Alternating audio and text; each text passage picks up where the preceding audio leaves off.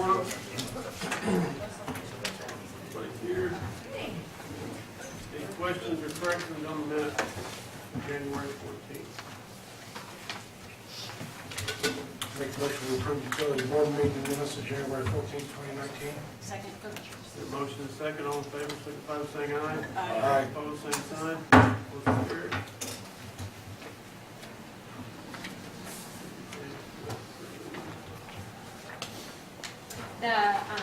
All of the reports, we need to make a motion to move it to March's meeting because the year has not rolled over, so all of the amounts and everything is not correct because we don't have the funding rolled over to the next year. And I talked to Retha and she said we cannot do that until the year is closed out. So if we can just move all the claims docket. Claims, revenue, appropriation. Yep, all of those reports need, we'll do them in March's meeting. We're on this new agenda that you laid out on the desk, right? Yes, but we're on the utility one right now. Yeah, this is. Oh, I'm sorry, this is, my bad, never mind. That's okay. But I know you approved to move it to the board meeting, but yeah, they all need to be moved to next month's meeting. Even the claims? Right now, we're approving the claims for the regular meeting. When we get to the regular meeting, we move it all. Make a motion, we move the claims docket to the regular meeting. Motion second, all in favor, signify by saying aye. Aye. Opposed, same sign. Adjustment report. The adjustment report. So for the Dayton Elementary School, they had a wrongly charged penalty because their penalty is so high because their bill was incorrect, so that was just the adjustment on that. And then the Majestic Properties, it was an error that had apparently occurred before I even started here, and then it was brought to the attention before Alex left, so we just fixed it then, but it was from a billing error, I think like in May or June or something. So that was just the adjustment of that error in that billing, and that's all that was. Make a motion, we approve the adjustment report. Second. Motion second, all in favor, signify by saying aye. Aye. Opposed, same sign. Motion carried.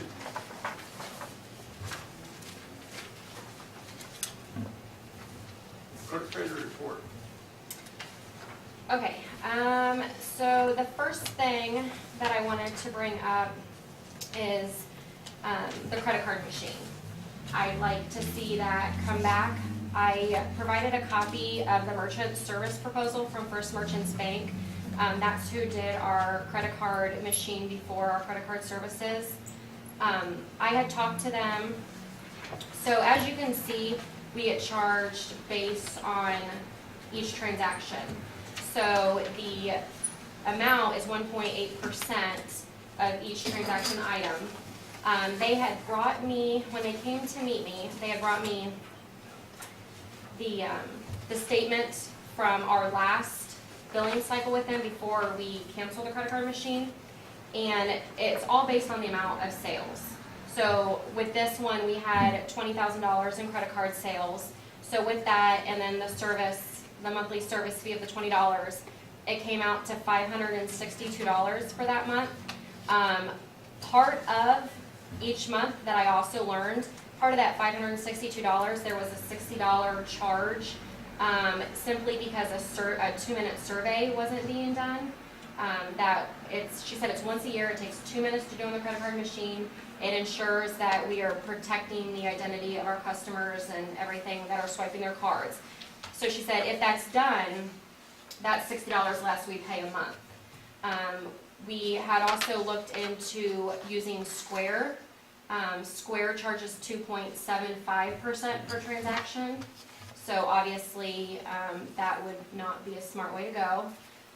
I'd like to see the credit card machine back because the online invoice cloud is a mess. It's a headache.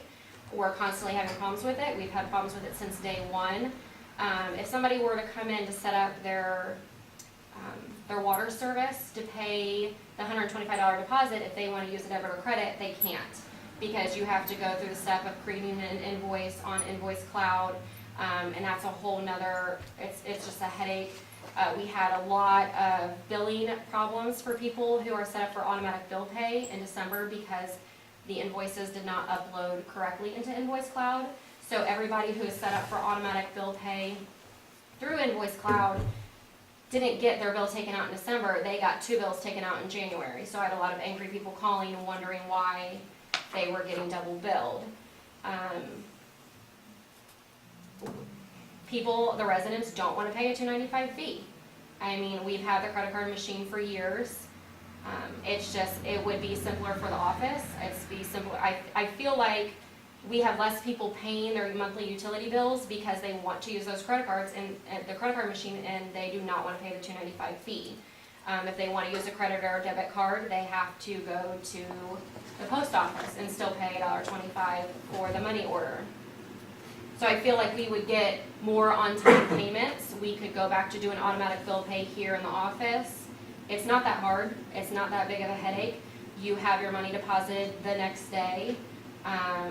With Invoice Cloud, trying to do bank rec and their deposits is a hot mess. Michelle, I agree with you.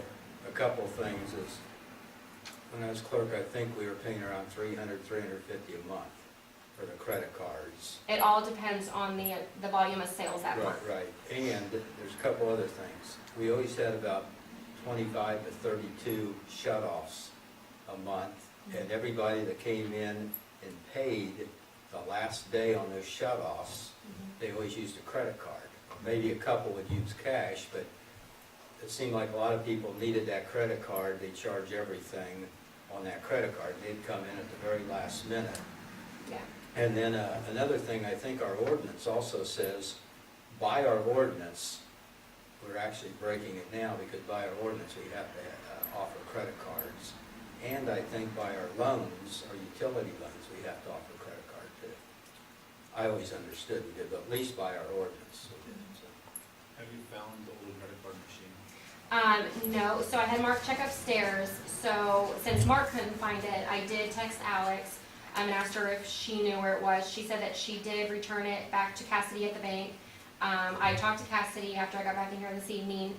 She said that she will check her office. She said probably what happened is it was returned to one of the branches and then they sent it back to her and they just don't say where it comes from. So she said she will check her office tomorrow. If ours is not in there because they can match it up with the number or whatnot, then she said whatever extras that she has in the office that she will let us use at no charge. So we wouldn't have to buy another machine. If you were to have a credit card machine, would you keep the online capability that people currently have? I think that would be up to the board. I mean, there are people that do like it. It is only $50 a month. So, I mean, I think you'd find if you keep the online bill pay and you trial it for a couple months, I think you're gonna see the decrease of people using the online bill pay. There are people who don't mind paying the online. However, it's an inconvenience when we do have, and we have people who haven't even paid their deposits because they want to use a credit card machine and an invoice was supposed to be created and never created. So therefore, we're missing those deposits because they weren't able to simply give us their credit card when they came in here to pay. On the automatic bill pay, can't you use like your bank routing number to not get a charge, like a check? No, there's still a fee. We're still a fee. Online. Is it a $2.95? And also the other bad thing about the Invoice Cloud is you can only do $250 per transaction. So if say somebody has a $500 disconnect bill, they have to pay that $295 twice. And the reason why it's not at a higher amount because Invoice Cloud, the higher amount that you go to let people charge, they make the fee higher. So I think it's like maybe per every 100. So if we were to up it, it would go to $395, and then it would continue on the higher the rate. Now, checks you can do any amount.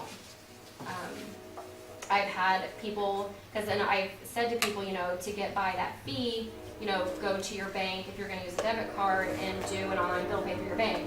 But a lot of the people who have credit cards that collect their air miles, they pay everything with their credit cards, but they refuse to pay the $295 fee. Well, a utility user, I am 100% opposed to this town incurring any additional fees to make it convenient for somebody.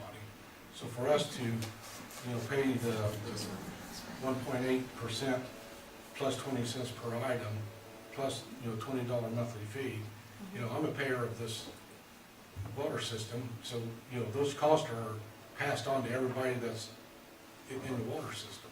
Mhm. So, I don't think, I have no problem with a credit card machine or whatever. But, people complain about fees, somebody pays a fee. It's either the person using the card or it's the municipality. Mhm. And, when I go to a license branch, if you use a credit card, they charge you a fee for using your credit card at the license branch. You write a check, they don't charge you any fee. I've never been charged. You- Well, so I kind of have a solution to that in a way. So, because I've been trying to look into the stuff that, like, we pay fees for. So this text alert system that we have, I talked to them today. So for the first year, we started in June, we pay $1 per household because we're an AIM member. So that's only for the first year. So it's basing it off of 535 households. So for a year, we're paying $535. Starting after May 19th, if we continue that service, we're then going to go up to $200 per house. So we're going to be paying $1,000 a year for this text alert system. Out of 535 households, we have 65 households that are signed up for it. So why pay that $535 for a year for when even half the town, a quarter of the town isn't even using it? Well, And I've been pushing it. Yeah, the alert system, I think, was set up as a trial, and it was to, try to be able to communicate with the public, I know we used it on one of these snowstorms, when we were trying to get people off the street. Right. I don't know if it was used during leaf collection time or not, but that was another thought at the time when we were Right. setting up the alert system. And it might be helpful, but if you only have 65 houses out of 535, we're paying for this service for all of these houses that aren't using the service. Right. So, I mean, yes, I mean, it's taxpayer money. I mean, we've had it for all of these years. And again, it's all based on the amount of sales that are coming through. But I think it's, if you're ensuring that the town's getting the money and their bills are getting paid, I mean, it's kind of like, Well, we do that because we control utilities, we can, if people don't pay, obviously they're gonna have problems receiving service from us. right, I just feel like you're getting, you're giving I agree with you. what you want. We need to make it convenient for people to do business with us. I agree 100% with that. Well, and then you also gotta look at it, so if we are providing people to use credit card services, what about people that don't know how to use a computer or don't have the internet? Therefore, how are they gonna pay their bill? Yes, we have the computer in here, but then again, I mean, it's still inconveniencing them by having to come in here. The whole point of having online bill pay is to convenience them Right. to be able to pay their bill online or whatever when we're not here. Well, I mean, everybody that is receiving water service, chances are they're also getting electric service and gas service for their house. And they're managing to pay those bills somehow, like credit card online, running some office pay cash, I don't know. Right. Different methods, but. I think we had about 20%, 110 people or so, 120 used the credit cards each month at least. I mean, it wasn't just a few people. We had a huge stack of people also that had automatic bill pay where we did it in the office. But on that automatic bill pay, were we keeping those numbers in the office? In the safe, their credit card, they had a signed form with that credit card information. And we use that same credit card every month. Yeah, I don't know that that's a prudent thing for us to do, is for keeping that type of information. We did it for the last 15 years. No, And then it made us- but with identity theft being what it is, Well, I would hope that who's ever in the office isn't gonna steal somebody's identity. It's over. I mean, I don't think I'm I gonna mean, steal. every day- I'm very trusting that people also, okay, I know what you're saying, but. Every day we use a credit card at the gas station, we give it over the phone for auctions. There's a lot more identity theft that could happen there than in a locked office in a safe. with Michelle in control. Well, I'd make a motion that we do bring back credit card machines because it is convenient for people to come up here and use it. So I know like my parents, they're not gonna ever figure out how to use online bill pay. They're gonna call me like 1,000 times to try to figure it out, so they can come up here and pay. I've had more phone calls about problems with Invoice Cloud. The account balances are not up to date. It does not flow with our monthly things. I got a bill last month, or my January thing. It showed that I got an email saying that I owed $685, which obviously wasn't the case. You go on there, you pay this month's invoice, but then it still shows 7 months prior. It's not a good system. It's a cheap online bill pay. It's not efficient. It's making more headaches for the residents in the town. And I mean, okay, it's $50 a month if the town chooses to keep it for the people that want to, but I can almost guarantee you, if you bring back the credit card machine, you're gonna see the online bill pay significantly drop because people don't wanna pay that fee. I mean, I second the motion. Can the motion be amended to include the town not paying for convenience fees? In fact, How's our ordinance read? we have to accept the cards and stuff. But I don't think it says, does it say in there anything about not charging the? It does. That ordinance is, We It have to says, provide- how's it read? is quite a. I don't have it in front of me, but I talked to you guys about it last summer. It says that you cannot pass any charges on to the customer. And a lot of the banks don't want you passing those fees on either. That means a lot of the laws and rules for credit card machines is they don't want you to pay that extra or charge that extra money. Oh, sure. for fee. Yeah, they don't want to discourage use of it, but why should I, those fees are reflected in everybody's water bill. So, why should, you're only getting charged the fees of the people that are swiping the cards. So it's only being those people that are swiping the cards. So not right, every single person is getting, not every single water bill is getting tacked with that. It's only the people that are using the card machine. So sometimes you will have $10,000 a month, sometimes you'll have 20. People might be happy and you might get more. I mean, it's just, the people want it, it's their tax money. Why not? I'm not disputing the fact that we shouldn't take cards, that's the question. I just have a real problem with, the increase in water rates, essentially, because of convenience fees for somebody else to use that credit card machine. But it's also costing more of the town and the headaches, the problems that we're having with Invoice Cloud. So I can't focus on my job, or the clerk, or the utility clerk focus on her job, because we're constantly fixing Invoice Cloud, or Cloud's problems. Well, I'm not talking about that, have the machine, let people use it and pay however they want to pay, okay? I have no problem with that. But, I think we need to leave it stand as the ordinance is written, that we don't charge any extra fees. If we get down the road and we see we're running into a problem with it, so be it.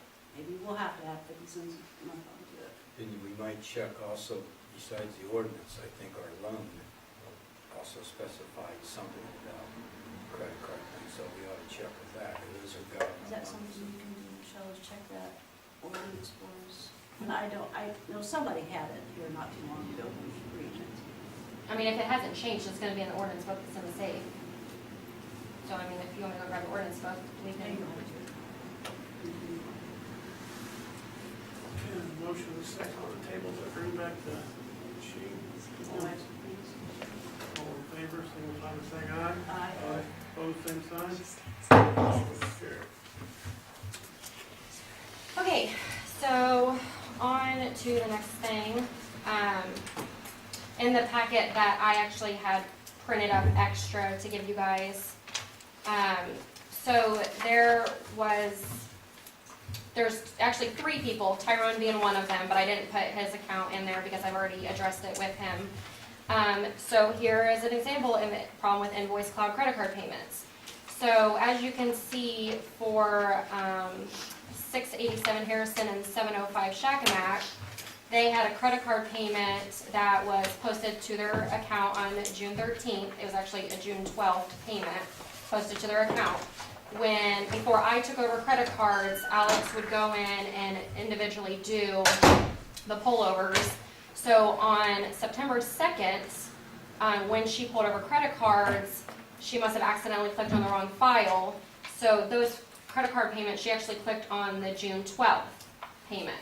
So the September 2nd payment that posted to these three people's accounts were actually reposted June 12th's payments.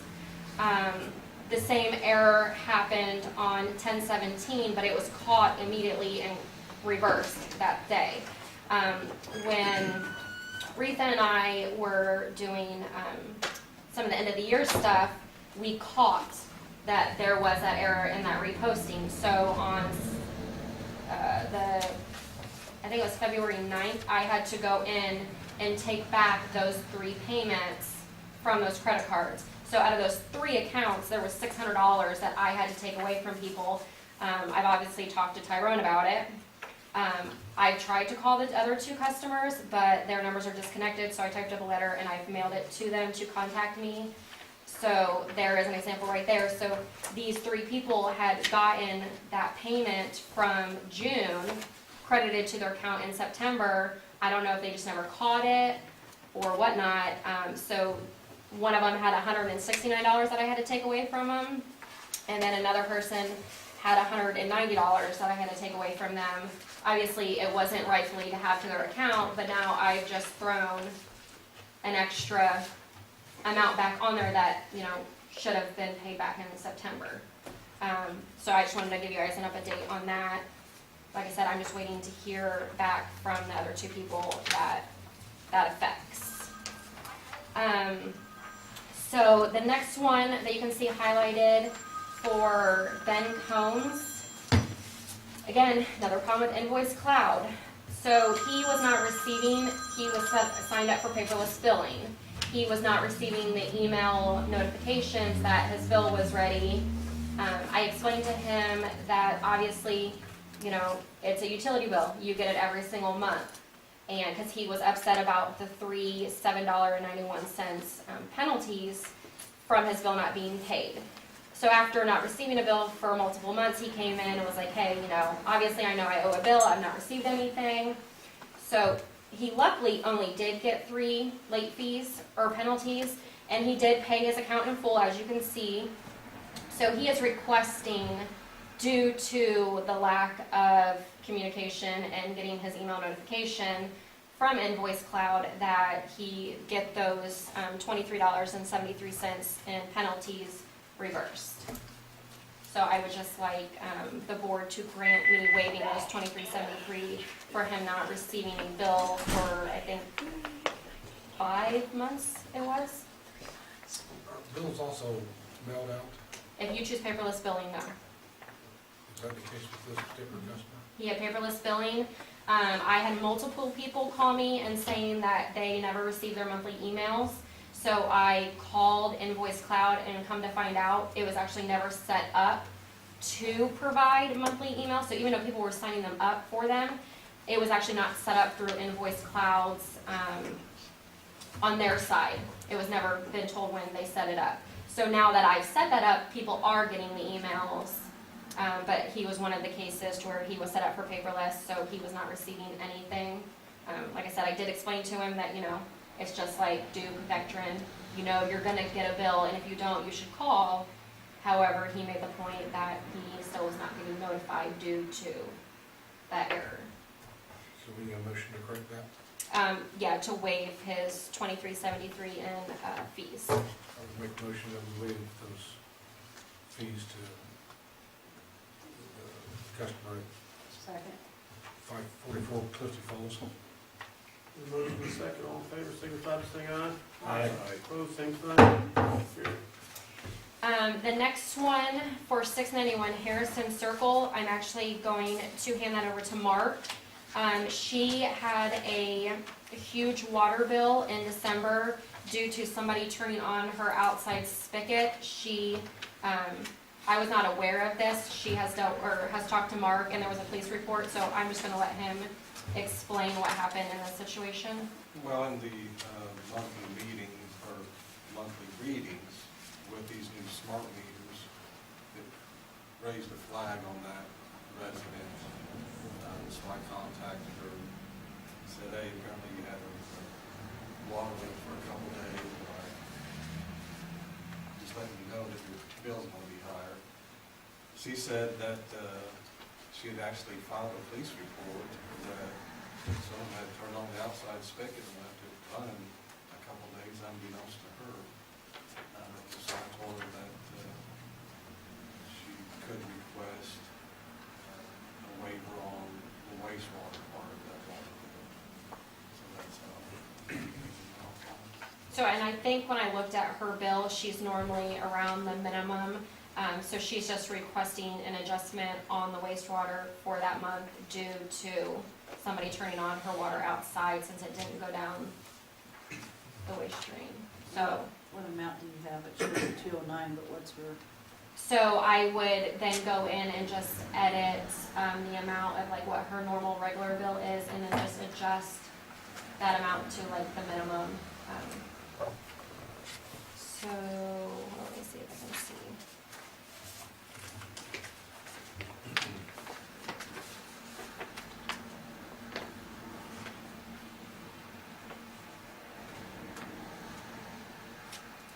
Trying to see if somebody, so like somebody that has a $101 bill, which I think is a 4,000 gallon bill, their wastewater is normally $40.68. I think she was normally at the minimum, which I believe is like $30 and change. So I would just subtract the $30 or $40 from that wastewater charge and then adjust her bill based on what that difference is. So I'd make a motion to go ahead and approve the adjustment on that 691 Harrison. Second. Motion second, all in favor, signify by saying aye. Aye. Opposed, same sign. Motion carries. Okay, and then, so then I just wanted to give an update on the tax warrant that the town had, in October. From what I understand, the board wasn't updated and I think there was some kind of confusion. So the tax warrant that was put on the town, by the Tippecanoe County Sheriff's Department for our sales tax, that warrant had stated that we owed $23,260.53, and I think in that total, I think it was like a $2,900 penalty. So when I was calling around getting updates on everything, I talked to them. So that was not the correct amount that the town owed. What happened was the sales tax was being paid. However, the sales tax was not actually being filed. So the in-tax was doing an estimation of what they believed what our sales were. So it looked like we were not actually paying enough sales tax. So it was filed and the correct amount was paid that was owed, which was $3,400.84, not the $23,000. The penalties also went away. We did not pay penalties because they said the only time that the penalties stick on those is if the sheriff actually had to be forced to collect from us. So $23,000 was not paid. That is not what was owed. Once it was filed and they had the correct sales amounts, we actually only owed $3,484. That was different from what we've paid. So I just wanted to give everybody an update on that. I think, like I said, I think everybody was confused about what that warrant was for. Even I was until yesterday. So that was just the update on that. And then the update on the utility clerk posting. Since I've posted it, I've had 133 applicants. I've went through every single resume and I've narrowed it down to between like 7 and 10 people. So now that I've went through all of them, I will now actually thoroughly go through each resume. And then what I was just thinking is having them here in the office, and then the board members are welcome to come in and look over the resumes and give me opinions, on the people that they see, just to kind of give me an idea of what they think. So that is all that I have for the utility report side. Or any more of these gonna be done, or are you gonna do it in the regular? No, that's all part of the actual, that's my clerk-treasurer report for the town council side. Yep.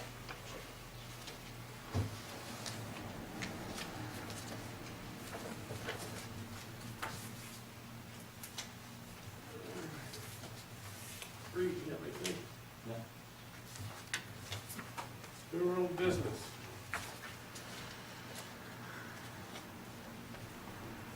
I'd like to,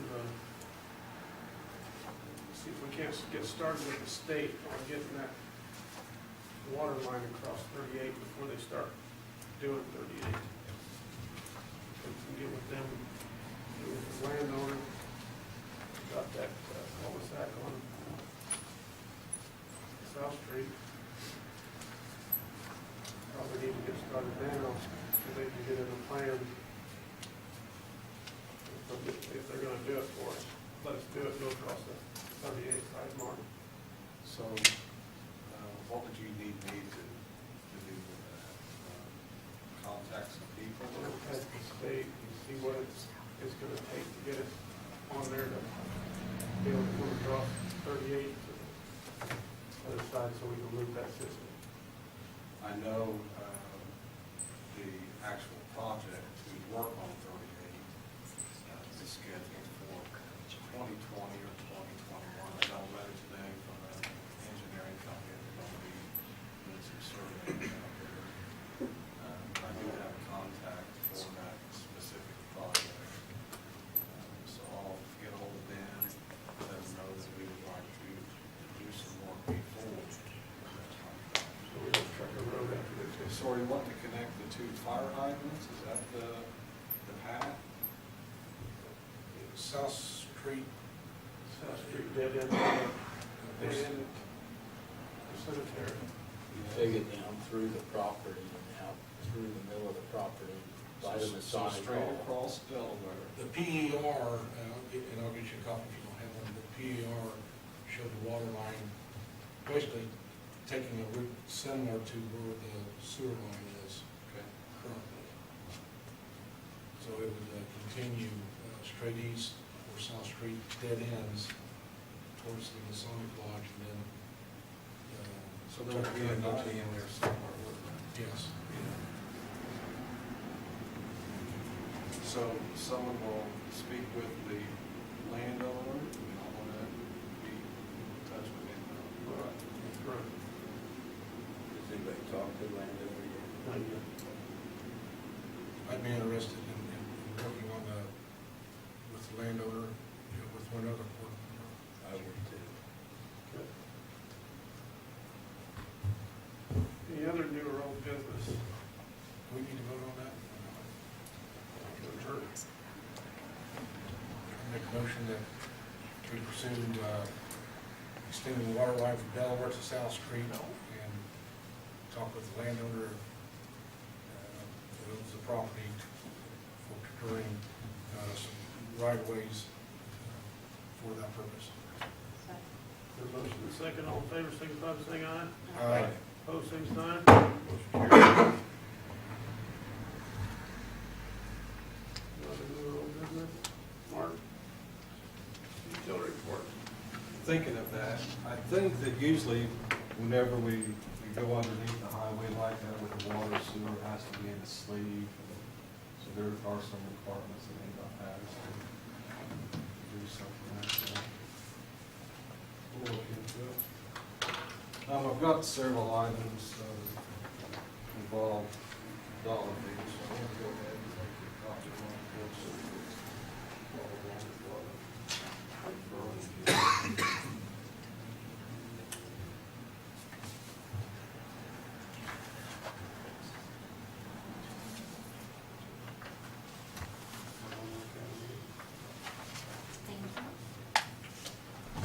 I don't know how many of you have been north of town here lately, but I did see the large culverts are out in that field now, so that must be the next step for Heartland Excavating to move along on that project as what it is.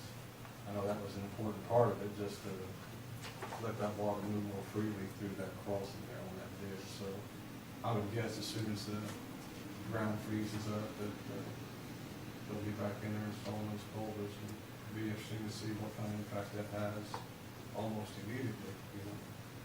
But the water, so far, the work they've done is doing very well. We've had compliments on it, and it's improved the drainage on the west side of Dayton Road, so it's already bearing fruit, so that's a good thing. Last Thursday, February 7th, I was at Purdue most of the day for some training on stormwater inspection, similar to what I did at the Dollar General project. We're part of the Tippecanoe County Clean Water Initiative, and as part of that MS4, there's certain requirements. We have to have that pre-construction meeting with any developers and let them know about the requirements on the stormwater erosion control, that type of thing during construction, in addition to our water and sewer hookups. But I went to this training because IDM's making some adjustments to the guidelines for this thing. So I wanted to get some training on how to properly do these inspections, but two, to also get updated on what some of the new rules and guidelines will be. So that was a good thing. It was good to be there with other people from other towns who serve as inspectors for these sites and see some of the challenges that they come across too. And hopefully, and it seems obvious that we're going to have some development going on, so I think it's going to be needed on our end. Community Crossing Grant, so the application was submitted. Because we had, one of the new guidelines is that different types of work requires a separate application. I listed the 3 projects there. One is North Dayton Road, so from Cliffy Falls intersection out to the town limit. That is a mill and pave project, but there's also going to be some base work. So because there was some base work involved, that was a separate grant application. Okay. The second one was Harrison Street in Pennsylvania. That was mill and pave, but it also included some sidewalks. So that's a whole nother application there. The third one was streets that are getting crack sealed and then a slurry seal, kind of a seal coat put on them. You see the list of the streets there. There's 1, 2, 5 streets: Conjunction, College, Prairie Lane, Market, and Ricks Drive. So that was a separate application there. So we have 3 applications for funding. Approximately, all those 3 combined have an approximate cost of about $160,000. So our share, 25%, would be $40,000 if we get awarded all 3 of those. I think we're supposed to find out in May if that's.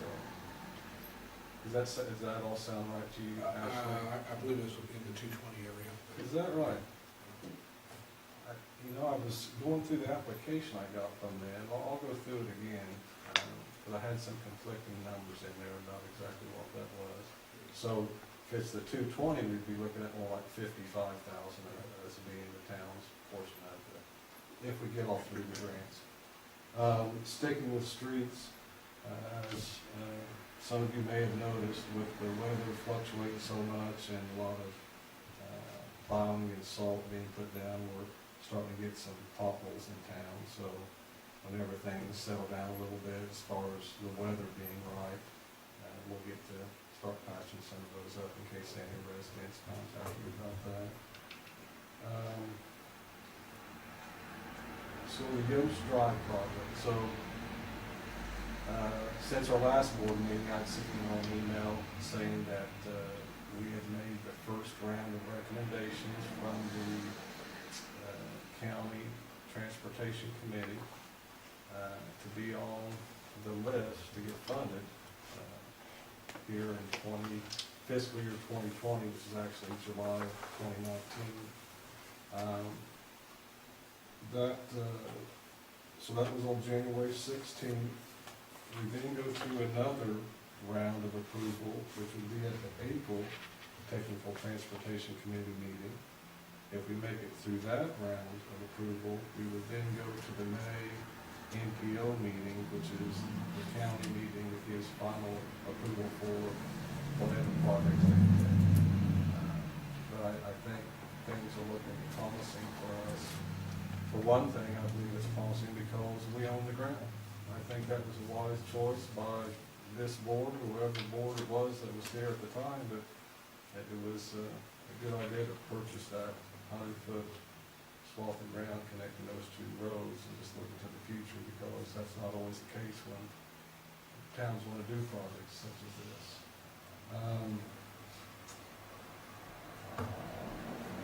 Two things, so you see on here preliminary engineering and right-of-way acquisition. So the estimated cost for those two are $550,000. The town would be required to have 20% of that, or $110,000. Those things, if we make it through the list, those things would be needed in the near future, in the next 12 to 18 months. So, although we do already own the ground, and the project, I think, would be a benefit to the town, there's going to be a significant cost moving forward with this project. The total project cost estimate this time is around $4 million. So the town share of that would be about $800,000. So we need to think about, do we have any partners who would contribute to the building of this road? And I think that's an important thing to consider. I know in the past, McAllister, Caterpillar has shown a commitment to helping share the cost, at least for that section of the road where it travels along their property. I don't know at what point do we start pursuing that. Now might be just a little bit early, I don't know, but I'm sure there's a time and place for that to move forward, and we need to think about how we're going to unfold that and what's the proper way to do that. So what is required of the town right now? They've asked us to do two things. One is to designate an employee of responsible charge. That would be myself. That is done through NDOT through a certification program. We apply to NDOT to take this certification training, and I've done that 2 or 3 times now. And what it does, it gives you access to a lane.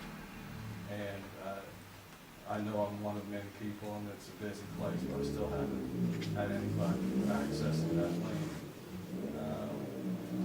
I sent another email to him today requesting that, so we'll see how that goes. The other item is an RFP, which is request for proposals. That has to do with, if we get to that point, which I think we will, where we solicit bids from engineering firms to do the preliminary engineering.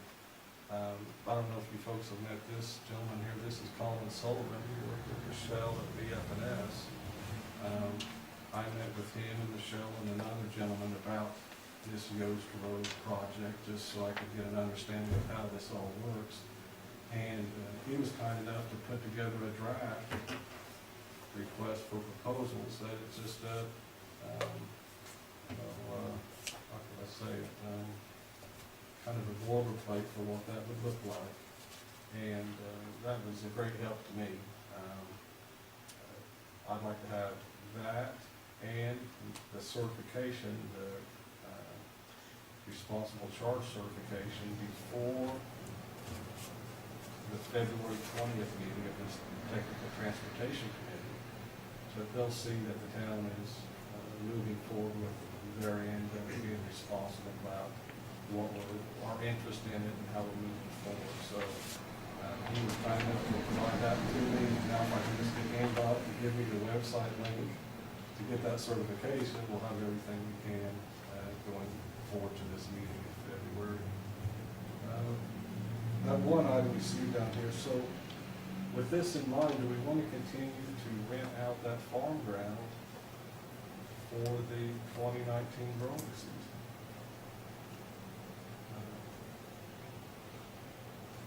Because if this moves forward and we're gonna be, whatever engineering firm gets the contract, they're gonna be out there doing surveying and laying out lines, getting the basic design features down.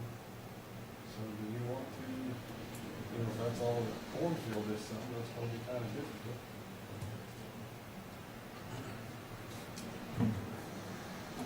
We don't know, as far as approvals, one approval would come in April, the next one would come in May. Got time to think cross. Yeah, so see, probably not corn in the ground by May. Would that be a problem for crops out there? That's what I just said. It could, maybe you lace it out and do low-lying crops, like beans or something, that they, and have some kind of agreement that, I mean, surveying, it's a cornfield. They're gonna be walking through it, but they're not gonna if it was a bean field, they could walk through it and not destroy anything. You know, it's just survey equipment, you know, they might tear up a little bit here and there, but you guys would still have the revenue. But whoever you're leasing it to would need to know that there could potentially be some small amounts of crop damage, and not to plant corn that's gonna be 7 feet tall, because then you're gonna have to push the survey to when it is harvest. I don't know what that was in last year. Beans. Rotate. Yeah. This year. Well, so we have some time. I wanted to bring it up so you at least be thinking about it. I don't know if any of you know the gentleman that farms that or not, but it's something to be thinking No about land on as things get closer.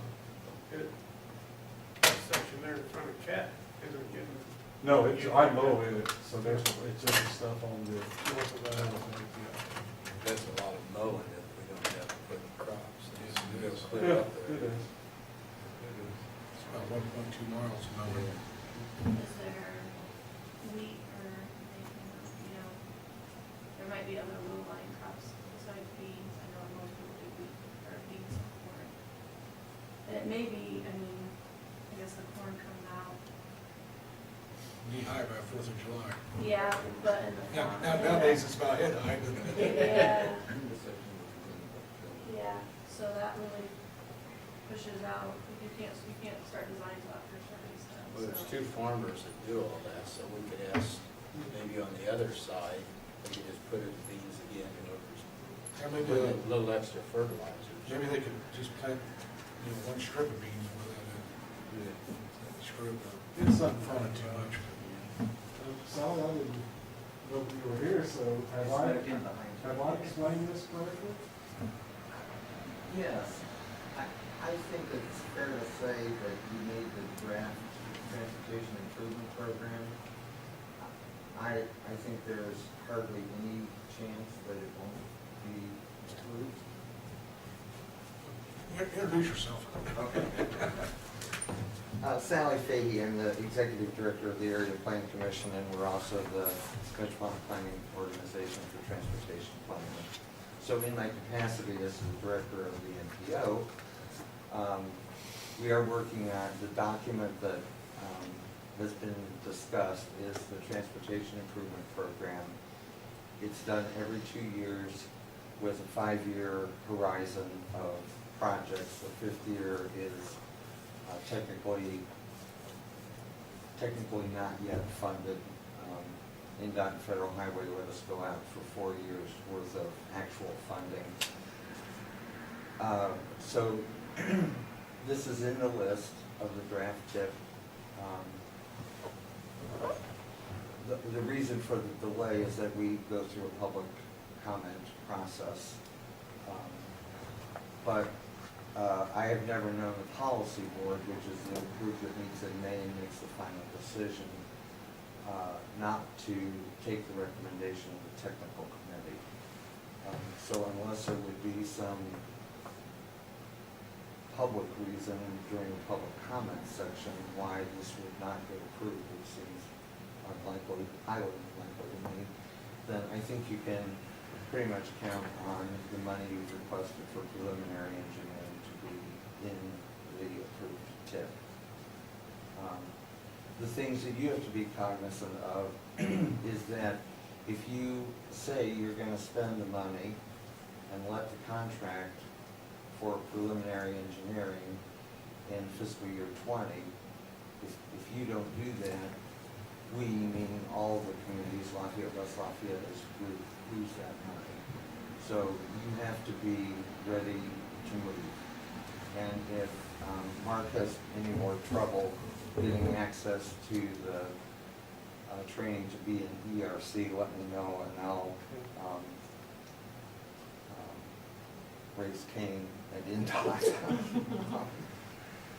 So that, yeah, so getting your ERC is critical, making sure your RFP is ready to go, and making sure that you're prepared to go through the federal highway and INDOT approved processes to select your consulting firm as quickly as possible so that that contract can be secured, which means that it's secured through INDOT. It's not like you get the money and you get to go through that entire process. INDOT will be managing the entire thing. And in fact, just like any other federally funded road project, you pay INDOT the 20%, and then they pay out on contract from the 80%, so you never actually see that. So you just need to be really geared up to make sure you meet all the deadlines so that the money can actually be obligated in fiscal year 20. And the fact is, these days, if you're gonna do your selection after February or March, it's getting too late to make that fiscal year, because it takes so long to get a contract put together by INDOT and go through all the approvals. And so you've got to be really ready to select your consultant. I would say shoot for February. If it goes to March, April is really, really tight. So those are my only words of advice. February of this year? Can you tell them who they can appoint to select that? Like, does the whole board have to select that? I don't believe so. Or can they, Yeah, you may have to make the, you can nominate, it doesn't have to be a Right. public meeting. but at some point, you'll have to, probably the board will have to recommend the contract at the end, but in terms of a selection committee, that would not have to be the entire board. In fact, if you want me or one of my staff on that committee, you can do that. You could do that as well. And that's for the selection of the consulting engineer. Right, after the RFP is issued and the proposals come back, it's this group that would be reviewing the proposals and making the final recommendation. Do we have to put that out for bid or anything? Well, you have to put it out for public, essentially public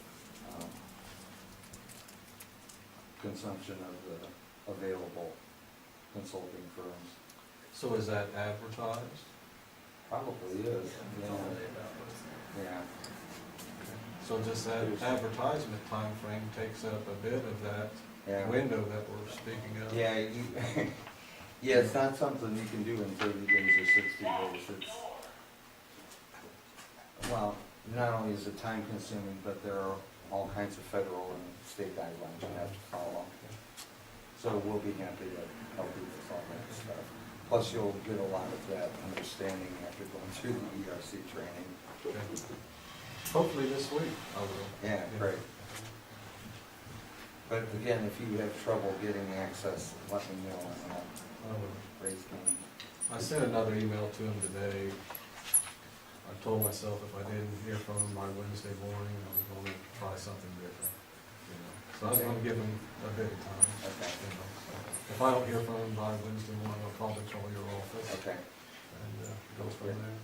Okay. But we'd like to get it completed this Yeah. week. Thank you. Just a couple more items. The Lafayette Renew Annual Report, once a year they require a report from the town of Dayton. They want to see any expenditures that we have as far as maintenance, repairs, additions or improvements to the wastewater system. So I'll be getting that out this month. And Michelle and Tammy have been, since I didn't get here till May, I wasn't for sure exactly what had been done the first 5 months of the year, but they've put together all the invoices and receipts for that, so I'll be getting that report out here shortly. The development guide, I think we're down to just a couple of them. So I don't know where we got those from, but could we maybe order another dozen of those so as things progress, we've got them to. I know we were talking about that, but I think, I don't know if it was you and I that talked about it, we just didn't know if we should order that many, if there's gonna be changes here in the near future, so So I was what thinking maybe changes do you think would make it? on the development, because I think if the TIF district Oh, did end up getting passed, then it That's would true. be updated. it would, yeah. So that's why, That's true, instead of ordering a dozen, wait to see how that pans out. okay. But maybe just order like 2 or 3 to have. Sure, if we can order that few. Does anybody know how we've got them printed before? Plus they can pull it offline. Yeah, we, Oh, is that right? Okay, I didn't know that. Yeah. All right. yeah, those, we can print. Because it's an important document for people like this gentleman who's coming here to speak about the hotel. I mean, those are important documents for people who are considering coming into town. It's supposed to be online. How many copies? do It you have? is, it's online and they can print it themselves, they can get it, but the thing is you charge $50 for it, so For the that, online. can you charge them if they pull it off? I don't think it's online, I think they have to call in, and we've been emailing it to people Okay. after they pay the $50, because, that's how you paid for your update last time. So you, in your ordinance, you have a $50 fee, so in the past, anybody who's called the office, if you let me know that they need one, or you should have a digital copy, you just send them the digital copy, and any engineering firm or architect firm can print it out themselves, it's just a Word document, Right. and it's not very big. Right. Okay. And the $50 is just to make sure that they got it, they can't say that, well, we didn't have access to it. Yes, and it's before we would review anything, we want to see that thing. I just thought we had hard copies and we just. Yeah, no. Okay. And if you want some, we can print some. Yeah, we have a couple hard copies left, because you got one, didn't you? You got a hard copy. There were several of them, so. Was there? Do you want, I think there might do be you more want than that 3. print out for you? I'd like to have 3 or 4 in hand, just so that we have them. Thank you. Next item is, we discussed this last summer about some part-time help. Had 2 people inquire about the position. So I didn't know how we could, what that looks like, how is this unfolded of hiring someone? Have you thought about how many hours? You know, and I have, and this time of year would be, you know, the person, in order to sit for the water license 1 year from now, they have to show that each day they do something with the water system, whether it's taking a sample and testing it, or flushing fire hydrants, or updating or mapping for the valves or whatever. So they have to be here every day for an hour or 2. So just at that would be 10 hours a week. When mowing season comes along and maybe he's helping me plow snow, you know, it could vary. It could be up to 20 hours per week at $15 an hour. So it's going to fluctuate, and I let both of the applicants know that. One of them probably it wasn't going to be the right position for him, so I'm really down to just 1 or 2. It's a young man who works out at Subaru, and he works 2nd shift out there, but he has an interest in doing something else, and he would like to pursue this. Is So this a position you think will grow into more than just a part-time? it depends on the growth, you know, as these projects come along and, you know, whether it's this Yost Road or it's Baker Farms or it's the hotel, as that stuff starts requiring more and more of my time, it will have to balance out somehow. But you're doing okay right now with your loan? Except when I'm plowing snow, you know, I'm usually not doing okay. But no, Ashley helped me last night, and I appreciate that, but, yeah, it's just a seasonal thing right now, but I'm ready for springtime. But besides that, I, you know, and right now, I mean, that person so that a town board member didn't have to go help me plow snow, you know? It's appreciated, but, until I came here, I'd never heard of town board members plowing snow. I haven't, you know, and I've worked in a couple towns. So I applaud you for doing that, you know, because that is not common. But, you know, it shouldn't be necessary in all honesty. I mean, I think it's a great thing that you're willing to do, but you should have at least enough staffing where things like that are taken care of. So did you want him to bring in his applicants and talk to him, or you let him run his department, or? I think Mark's perfectly capable of running his department. I agree. Yes. You're the one's gonna work with them, so. I was afraid you were gonna say that. But that's fine. You know what, and I've done this before, and, you know pretty quick if it's not the right person, you know, and, everything takes time. You have to give people a fair shake, but, we'll see how it goes, you know. I think it's good for many different reasons. I don't really see a downside to it at this time, but we'll give it a, you know, a 60-day, 90-day trial run. We'll see how it goes. If it doesn't work out, we'll look elsewhere. You know. So I'll contact him and we'll go from there. Tammy's a good resource if you have any questions or you want her to sit in and interview. I'll volunteer her. All right, last item, there's a utility management training in Monon. It's at no cost, but I'd like, if my schedule permits it, I'd like to attend that on February 27th. I'm not exactly sure where Monon's at, right? I don't think it's too far away. Straight up, Straight north. do it. Is that right? Is it an hour away or? Half hour. Half hour, that's even better. Okay. So February 27th, and it'll just depend on many factors, but if everything works out, I'd like to attend that day, like I said, it's free. And it also counts for, I'd like to see on there, I get 5 CEUs, and I need 35 a year of those, so it's kind of a win-win. Any questions? Do we need a motion for that? Yeah. Make a motion, Mark attend the utility management training in Monon on February 27th. Second. Motion is second, all in favor, signify by saying aye. All right. Opposed, same sign. Motion carried. Thank you, Mark.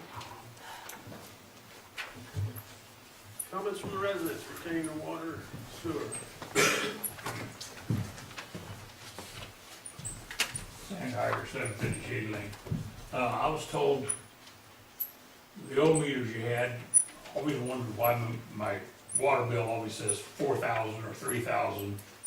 Well, now we've got super duper smart meters. Why don't it say exactly how many gallons of water we use?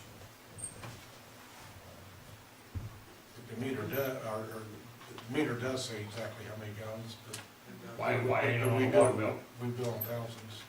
Why ain't it on the water bill? If you can do that, I mean, if I use 2,510 gallons, I'd like to know that. If I use, you bill me 3,000, I understand that. If I use 3,010 gallons, do I get billed for 4,000? No. No, I think it's after you use 3 gallons, 3,500 gallons, then it flips into. But, why can't we just, print the, exact numbers on the bills? Because that's how it's billed. so we have to send over the bills in the thousands of gallons. So if we were to send it over as the actual, or the exact amount, it wouldn't, you can't even put it in the system that way, how the system is set up. It has to be by thousands. So if you use 3,500, you're actually being only charged for 3,000. That 500 sits in a reserve. Well, why did we buy all these super duper meters if they don't tell us nothing? Well, it's the building, it's Keystone Building that takes care of that. And it's because of the water, how we're set up by the Well, let's thousand fix of it the. so we can know what we use. The ordinances are set up, you know, our water system from the get-go was, my understanding is before my time, was set up in the thousands of gallons. And I don't know if some of that had to do with our government loans that we had because we had to have minimums and that sort of thing. I understand what you're saying, and yeah, that would be nice to change us, you know, down to the exact, you know, 1 gallon increment. We, you know, let's update the system. We've updated the meters, let's update the building. So that's something that can be looked at when we, I mean, that's, Look at it, see that. Then put that in. yeah, I mean, why we got a 10 kilo weighted billing system with a super smart meter, you know? I think it was just the choice of the town to do it that way because of the water contract, I thought. But I mean, I can double check with Scott. Probably because we purchased the water in thousands of gallons. well, So we're going with thousands. yeah, Lafayette bills us in thousands for both wastewater and for water. Mark, could you give him the actual readings of his truck if he asked for I mean, information? I just wondered why, you know, that was the way it is, you know, I would, I think it kind of along the lines of the industry standard. I know when we talk to our rate consultants and stuff like that, when they do their review, they, you know, that's their lingos in thousands. One thing it does do, so, let's say that you do use on average 2,520 gallons a month. That smart meter knows that. And if you go above a certain percentage of your normal monthly use, even though you might not go, it might not indicate that you have a water leak, but it will send a flag up saying above normal usage. So we do at least have that, that folds into what is normal, whatever. But yeah, I can give anybody their, if they request, I can give anybody the exact usage that they use. Sure. noted. Anyone else from utility? Tim, you have anything? Todd?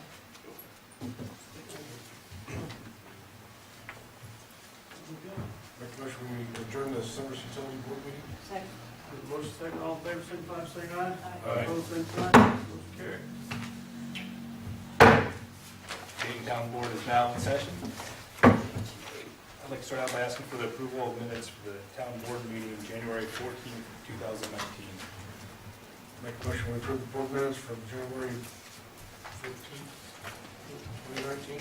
Second. Motion made and properly seconded. All in favor, signify by saying aye. Aye. Same sign, motion carries. I'd also like to ask for approval of the board minutes for January 22nd, 2019.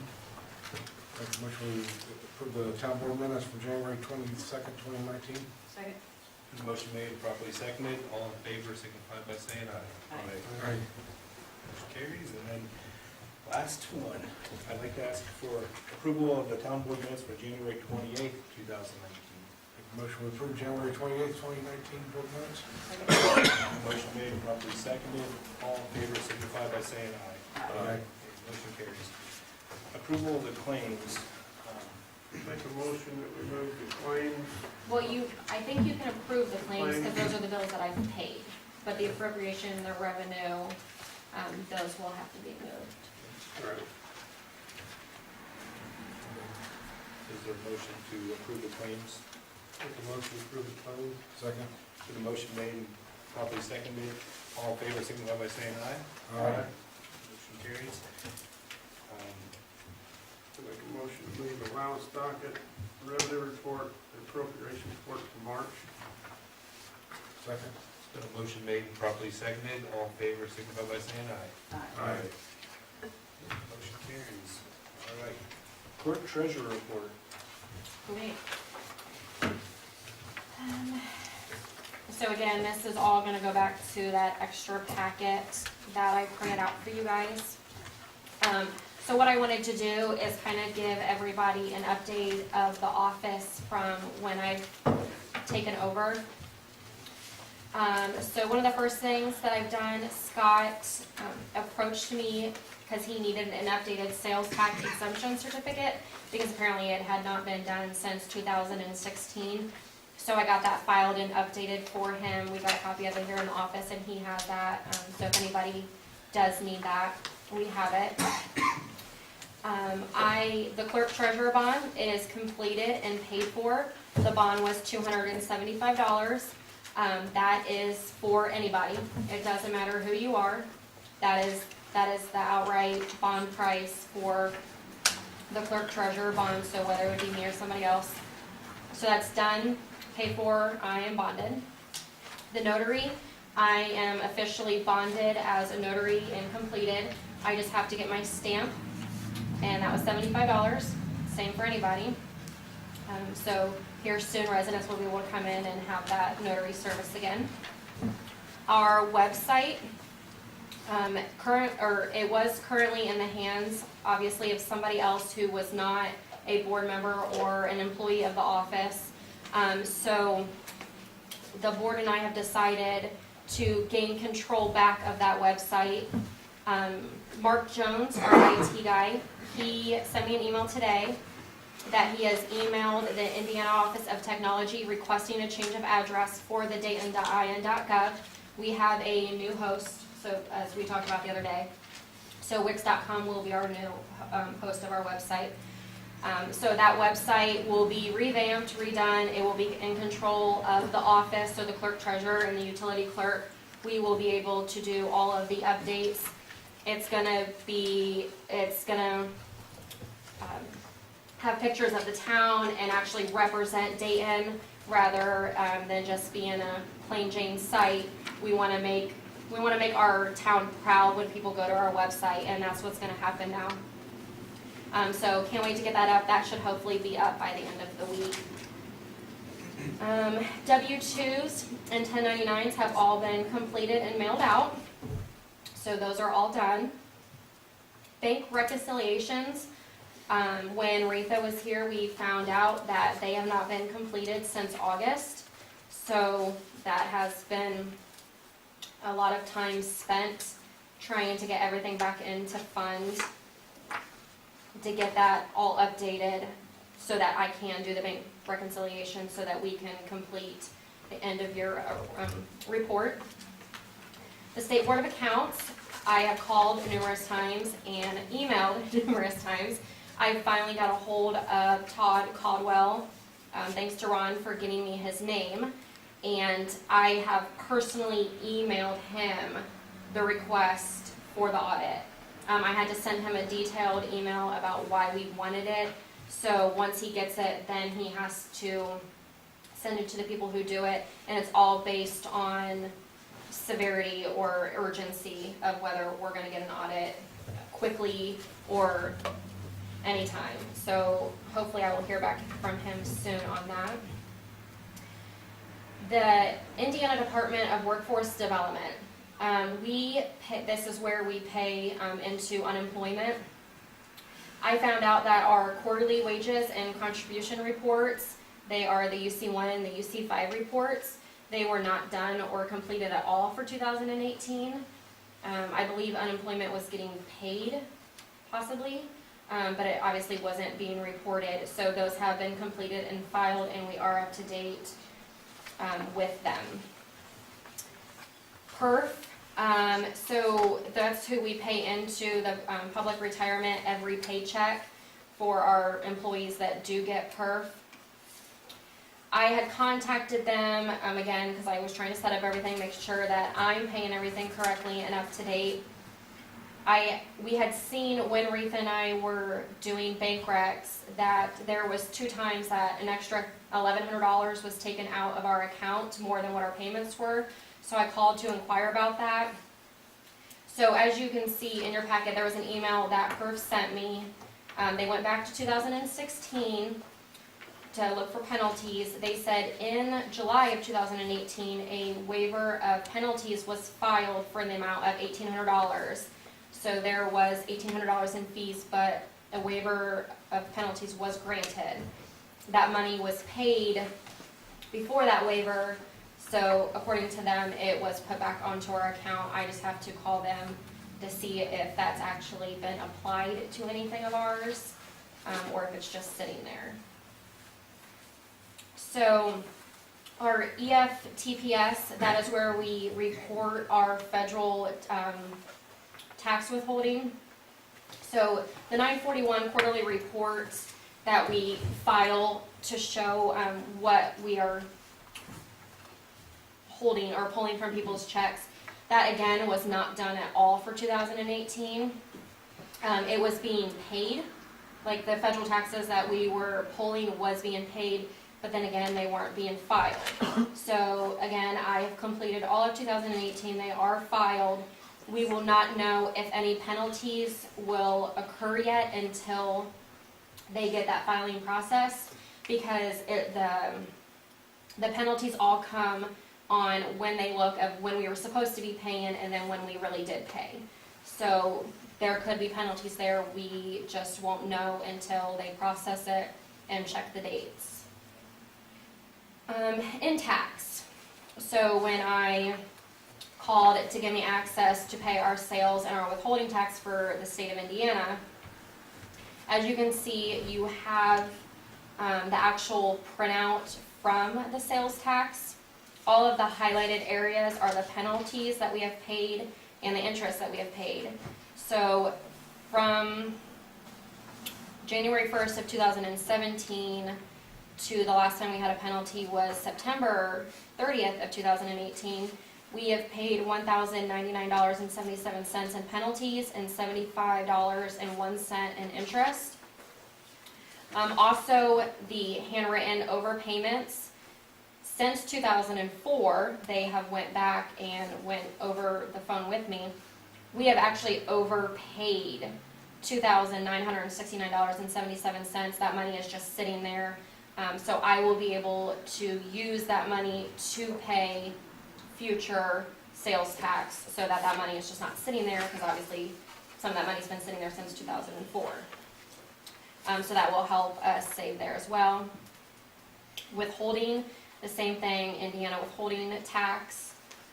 Again, highlighted is all of the penalties that we've paid since January 2017. With the withholding, we've paid $377.77 in penalties and $15.80 in interest. The overpayments, we actually had more than the $4,275.83 because May 18th actually had a $1,700 overpayment, but since I learned about that when I went to go pay December's sales tax, I pulled that $1,500 from that payment to pay for December's sales tax. So currently we have a credit of $4,275.83 on in-tax for sales.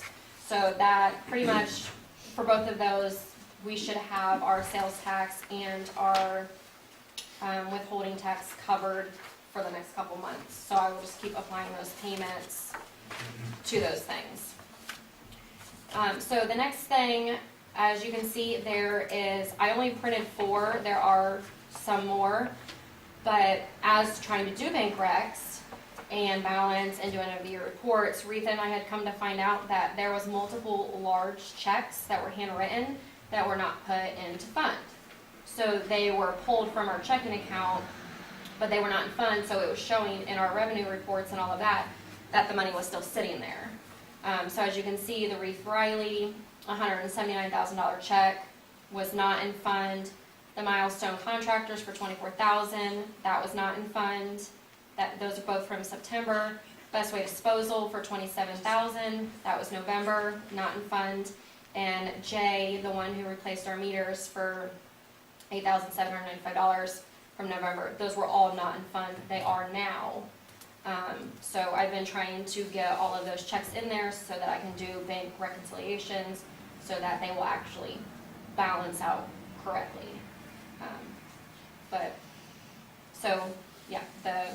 Obviously the claims that were being approved obviously wasn't having everything in there. There was also a $50 check from Redbird, and then I sent everybody a text and found out that it was from, I think it was the TIF District meeting. They rented out, you guys rented out the room. That was also not in there. And obviously there was no receipt or anything. That's why I sent out the text to find out why we were paying the money. So those are those and penalties. I don't have an update on the penalties for bills, because that's a whole another section. Down the line, I can get those, or if we get the audit done, then the State Board of Accounts will be able to tell us there, but those were the big things. REFIT is coming back this Thursday to help me finish end of the year reports, so that should be getting done. So the next thing is the movie list. Tyrone had come to me and asked me about checking into last year. Apparently it was approved to do some outdoor movie screenings. So I found the email, contacted them. So they did extend the offer for the 3 movies for $855. So to get the licensing to do those, we actually have to have 3 set dates. And we have to have the movie shows of what we want to watch, and then we can get the licensing. So she said we can either choose to pay the $855 up front, or we can break it up into 3 payments as we go for those movies, but it has to be paid before we actually screen the movie. So I know some of the dates that we were talked about so everybody can think about it. The last day of school is May 28th. The fish fry, I talked to the fire department. The fish fry this year is May 18th. And then the first day back to school is August 13th. So those are, I know we had talked about either maybe doing it the night of the fish fry, or possibly doing like something with Santa in here and doing a Christmas movie on the wall in here. There are certain dates that you cannot air Pixar movies, so we just have to watch that. You can't air them outside, but you can inside. Disney just has this time frame, because that's when they release their big movies, that you can't do them outside. So that's just something that we need to look into, and when you decide what 3 dates and what movies you want to do, then we can contact her and get the licensing and go forward from there. One of the other things, so apparently when Laney, that's Laney, right? You saying that right? Okay. When he was here, I guess the town purchased an iPad. It was on our Verizon bill. So I guess when he used it when he was here, and then when Mark came in and took over, Mark got a laptop instead. So since I started here in May, I saw the iPad. I asked what it was for, and they said it was before Laney was here. I didn't realize that we were paying on it every month. So as I took over and I was trying to update stuff, I just thought, what the heck, let's plug it in and see. And then found out that there is internet on it and that we are paying for it. So I asked Mark, since it was originally supposed to be for maintenance, if he wanted it for on the go. So he could have his email on there, so when he's at home, an important email comes in, or like how if a resident does want to reread, how he can pull it up on his phone. An iPad would be bigger, they'd be able to see their usage better, or if they had a leak or something. So Mark did come in, we wiped it, so it's all set up for Mark now. He's got his email on it, he's got his cloud on it, so any of his files that are on his computer, he can get on the iPad. He's got Word on it, the meter app. So I figured if we're paying for it, it's been sitting in the safe for how long? So he's got it all set now, so feel free to email him at home. Anytime at night. So I just wanted to give everybody, so now we're actually putting it to usage or use. So that's kind of my lowdown on the update of the office wise and everything on that. So then the next thing is the ordinance numbering correction. So I put the copies in there. I cannot find the signed salary ordinance for 2018. It's nowhere to be found. So, but I've also come to find out that the ordinance for appropriation and tax rates and the salary ordinance are in the minutes as the same number, 2018-6. So I contacted Reed and asked him where we needed to go. So we do obviously have this signed original with the 2018-6 for the taxes, but we need to figure out how to handle the salary ordinance. And I don't think it's correct either with the increases in Mark and Scott's salary as well. So it's not just a change to the number, it's also an amendment needed, so I think we'll just need to amend the ordinance and renumber it at the next meeting. So, I mean, since I wasn't here for that, I just know that there was a 3%. If you look at the town marshal and the utility superintendent, what exactly needs to be changed? Do I just need to change those amounts to 3% higher? That's on that ordinance? Yes.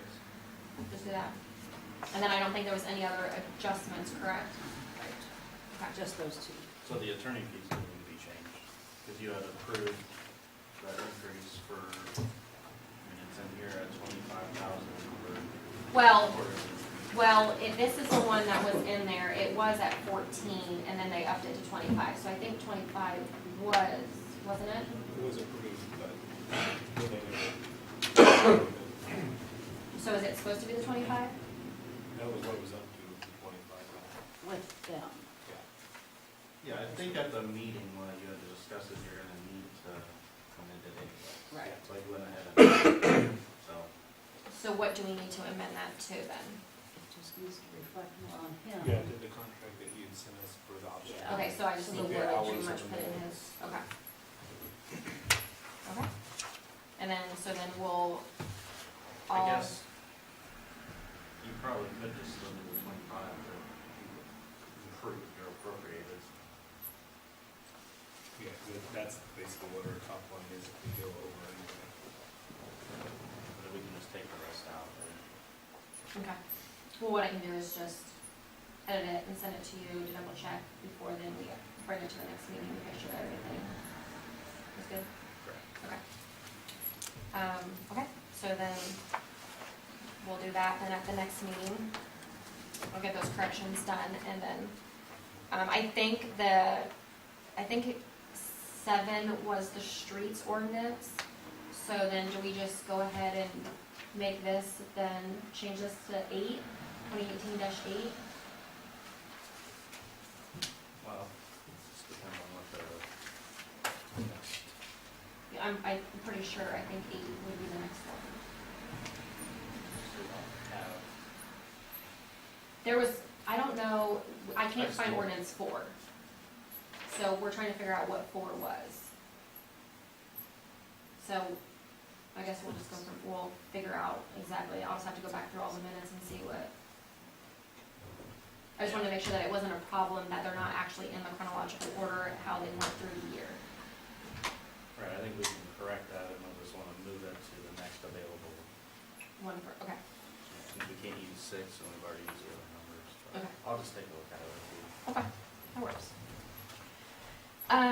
The next thing that we need to do is the budget correction. So you guys have the budget form, estimate from when the budget was presented. If you flip it over for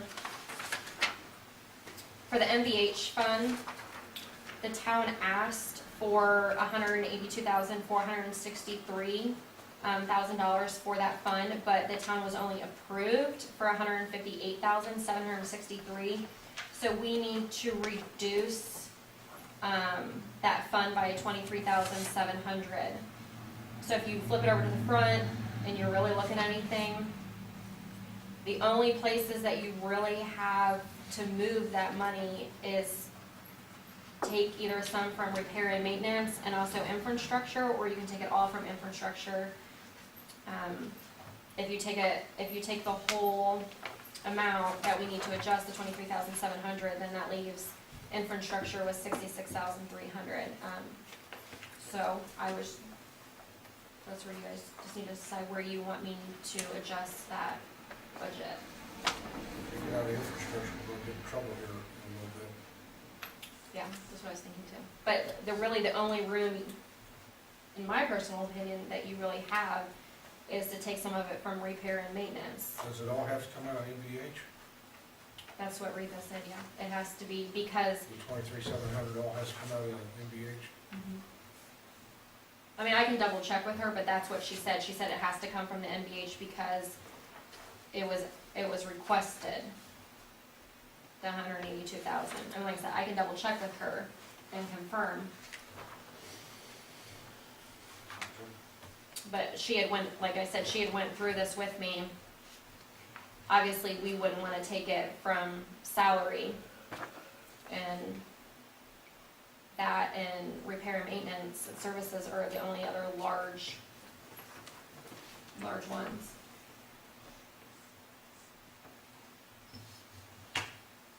So I mean, I can double check with her, and then get back with you guys, but yeah, she told me it had to be moved around in MVH. That's why these are her notes, this is her writing. Double check with her, let us know that. Okay. And then I can just send out an email.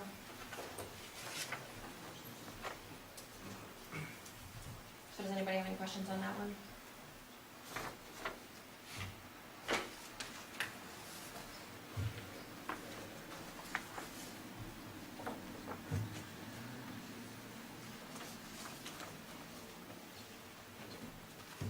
Okay, we good on that one?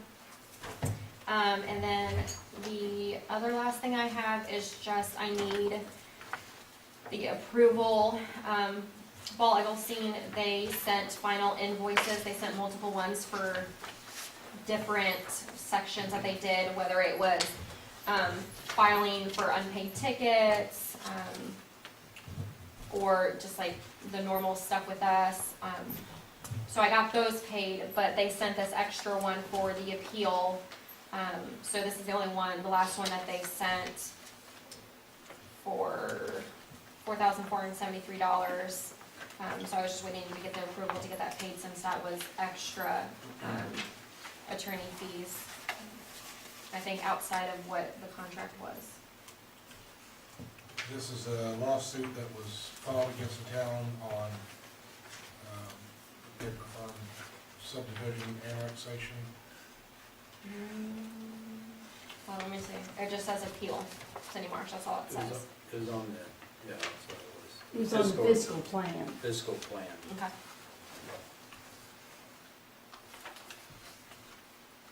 Well, obviously, the town has to pay the bill for this. It's almost $4,500. Is that something that we can collect, or attempt to collect?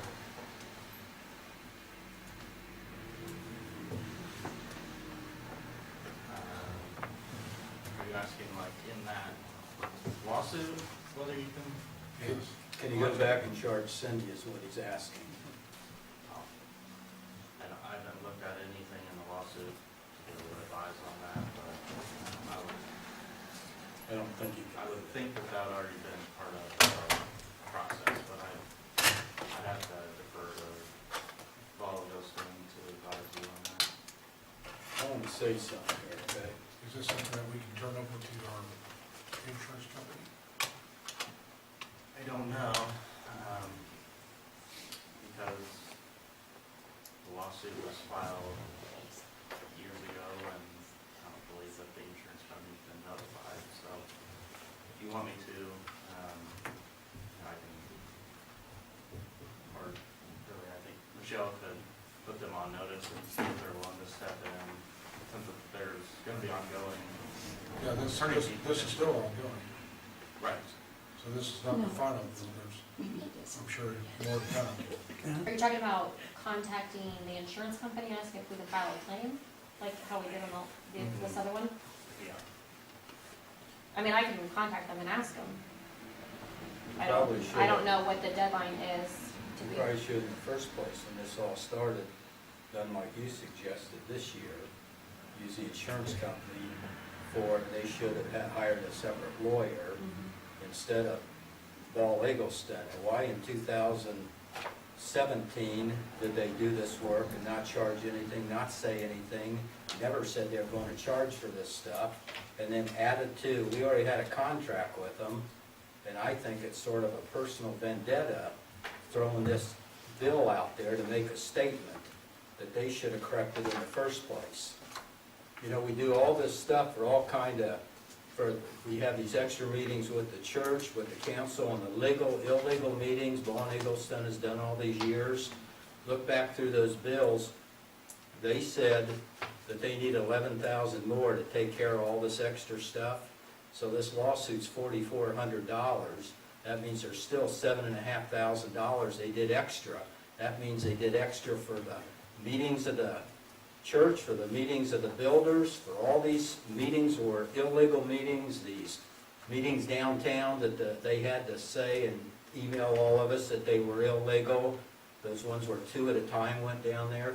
And why not an extra dollar for any of that? Why only charge one entity that Jason himself sits here and looks at those, you look at these films and it looks like he's got a personal vendetta against my wife. You know, why is nothing else charged when he admitted that there's at least 11,000 extra dollars? Why only charge Cindy and nobody else? That's a bunch of crap, you know, so. I believe it's $11,000 is for the normal, we had this conversation earlier, and his charge, their charge was for the normal course of taking care of the town board business. No, he said because of all the extra stuff. Yes, this is You know, extra. That one meeting we had last fall that was on determine whether to steal land or not, or take land, he had 2 people working on that all afternoon and emailed us 4 different times. So what did that meeting cost us? $300-400, that bill cost us $300-400, it's not in here. This meeting you guys just had at the church over here cost us $440 every time we talk to these people. You know, that's extra, who's gonna pay that? That's You the know? normal. That's not the normal stuff, that's going over there and putting bending their elbow to get them to do something, Ashley. That's why you guys listed it on your email as easement meetings, easement. So you could go, and why you said last fall, let's go, they need some advice, they need some help on what to do. What you mean is they need to be talked into something. So there's a lot of things, and let's talk about one other thing. Let's talk about, we just spent $35,000 on a town clerk that Michelle right now in 3 weeks has done more work than she did in the whole year. And wait till that audit gets done and see how much that costs this town.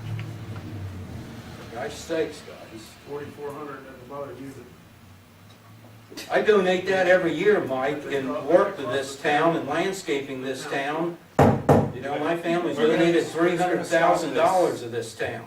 Everybody just, Yeah, it bothers everybody me, just chill out. Like, but it's the right of these Ron. citizens to do that, Ron. you know? just let it go. We're gonna move on. What do we take for advisement? We should move to next month to see if she can get the insurance to handle it. Yeah, I mean, And then we can go from there if the insurance will. even though it's a legal bill, I don't have any input Yeah, on whether you guys pay the If bill we or can not. get our insurance to pay it, great. If not, They the won't town- pay it, I mean, if they'll help if there's ongoing. but yeah, I The mean, town is obligated to pay the bill, we have to pay the bill, correct? right, I can tell you that just with my attorney fees for this current lawsuit, before the insurance company was involved, they said you can submit it, but I don't know if they'll approve it. So when, you know, the only thing that I can, and Michelle and I can do is notify the carrier of where we're at with the current lawsuit and see if they're willing to include that. You suggest that we make a motion to pay it right now or move it to the next meeting then?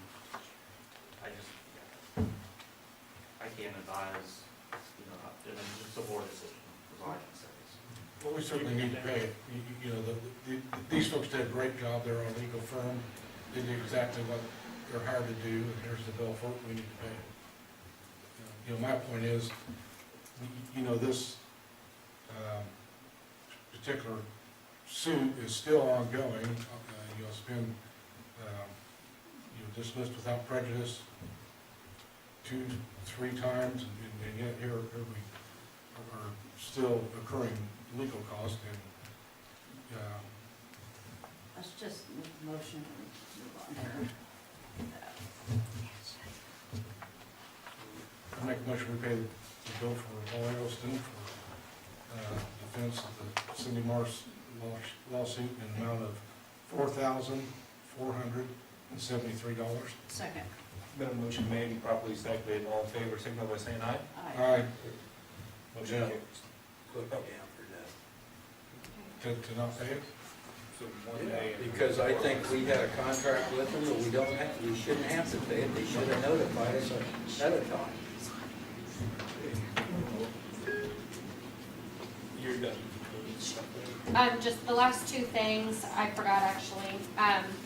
The picture of the cabinet, I talked to Tammy and Ron about it.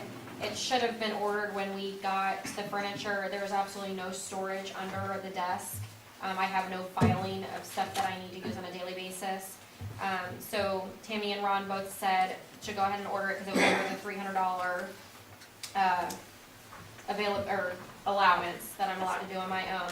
So I just wanted to give you guys an update that Mark Jones did get that ordered for me. I only ordered one for that for my desk, and it's got a lock so that I can have that confidential information in there. The tall bookcase, that's actually for Mark. He requested that back when we did renovations because he has absolutely no storage for his binders in his office. And then if he has a part-time person, they can't have a desk because all of his binders are on there.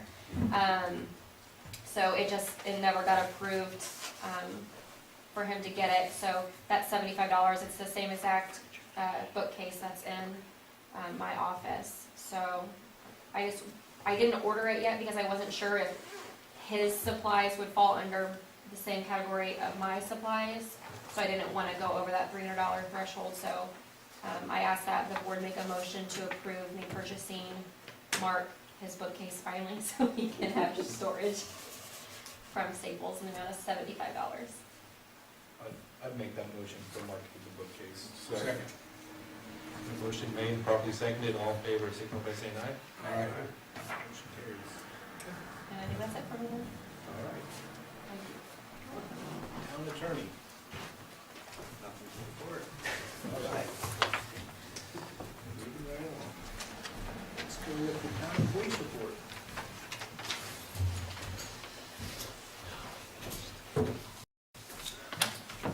Good evening.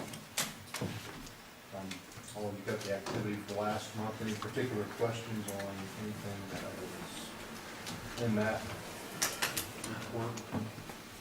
Total activity was a little low for last month, which January is expected due to the weather. Keeps the criminals in, and that helps us.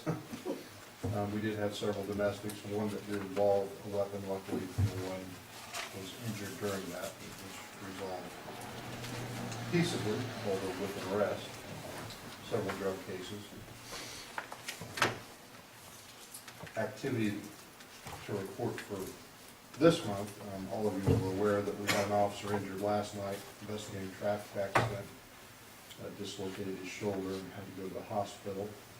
He is sore, but they were able to put that back into position, and other than being off for a while, he's probably going to have a sore recovery as a result of that. But, just appreciate the work that he's done, and keep him in our thoughts. Anything else on the activity?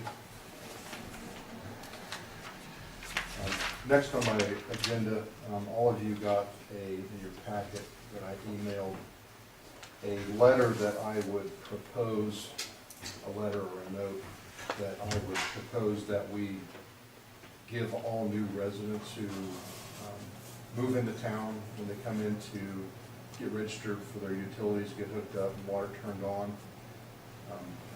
I would suggest and like to see this letter given to them, And also put on maybe one of the tables up here for them for informational purposes.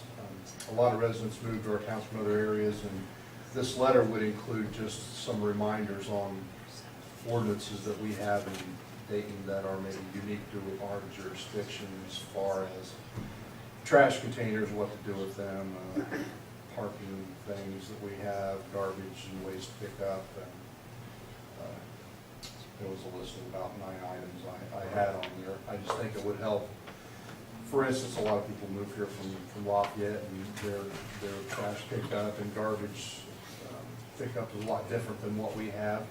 So they get used to that system and come out here and not too familiar with it. I just think it would help the communication between the police department, town, and new residents. At least give them a heads up. This is some things that we have that we do different, but not necessarily direct them to a whole code enforcement book and say, here, memorize that.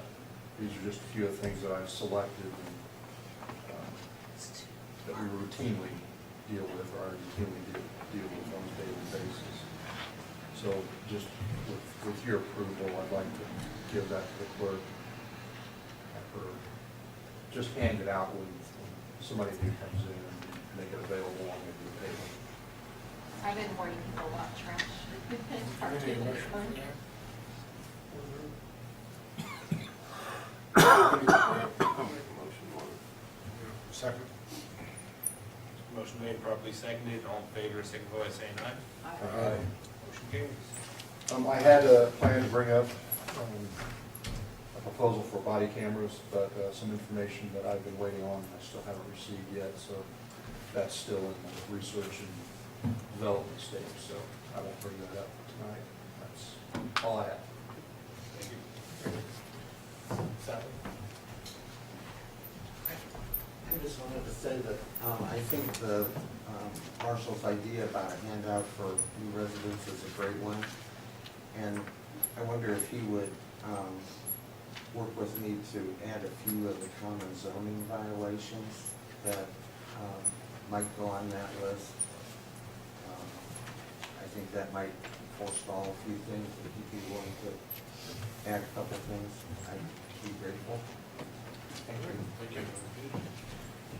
The next thing that's up is the unified subdivision ordinance. So Sally, I don't know if you want to say anything about that, but. Sure.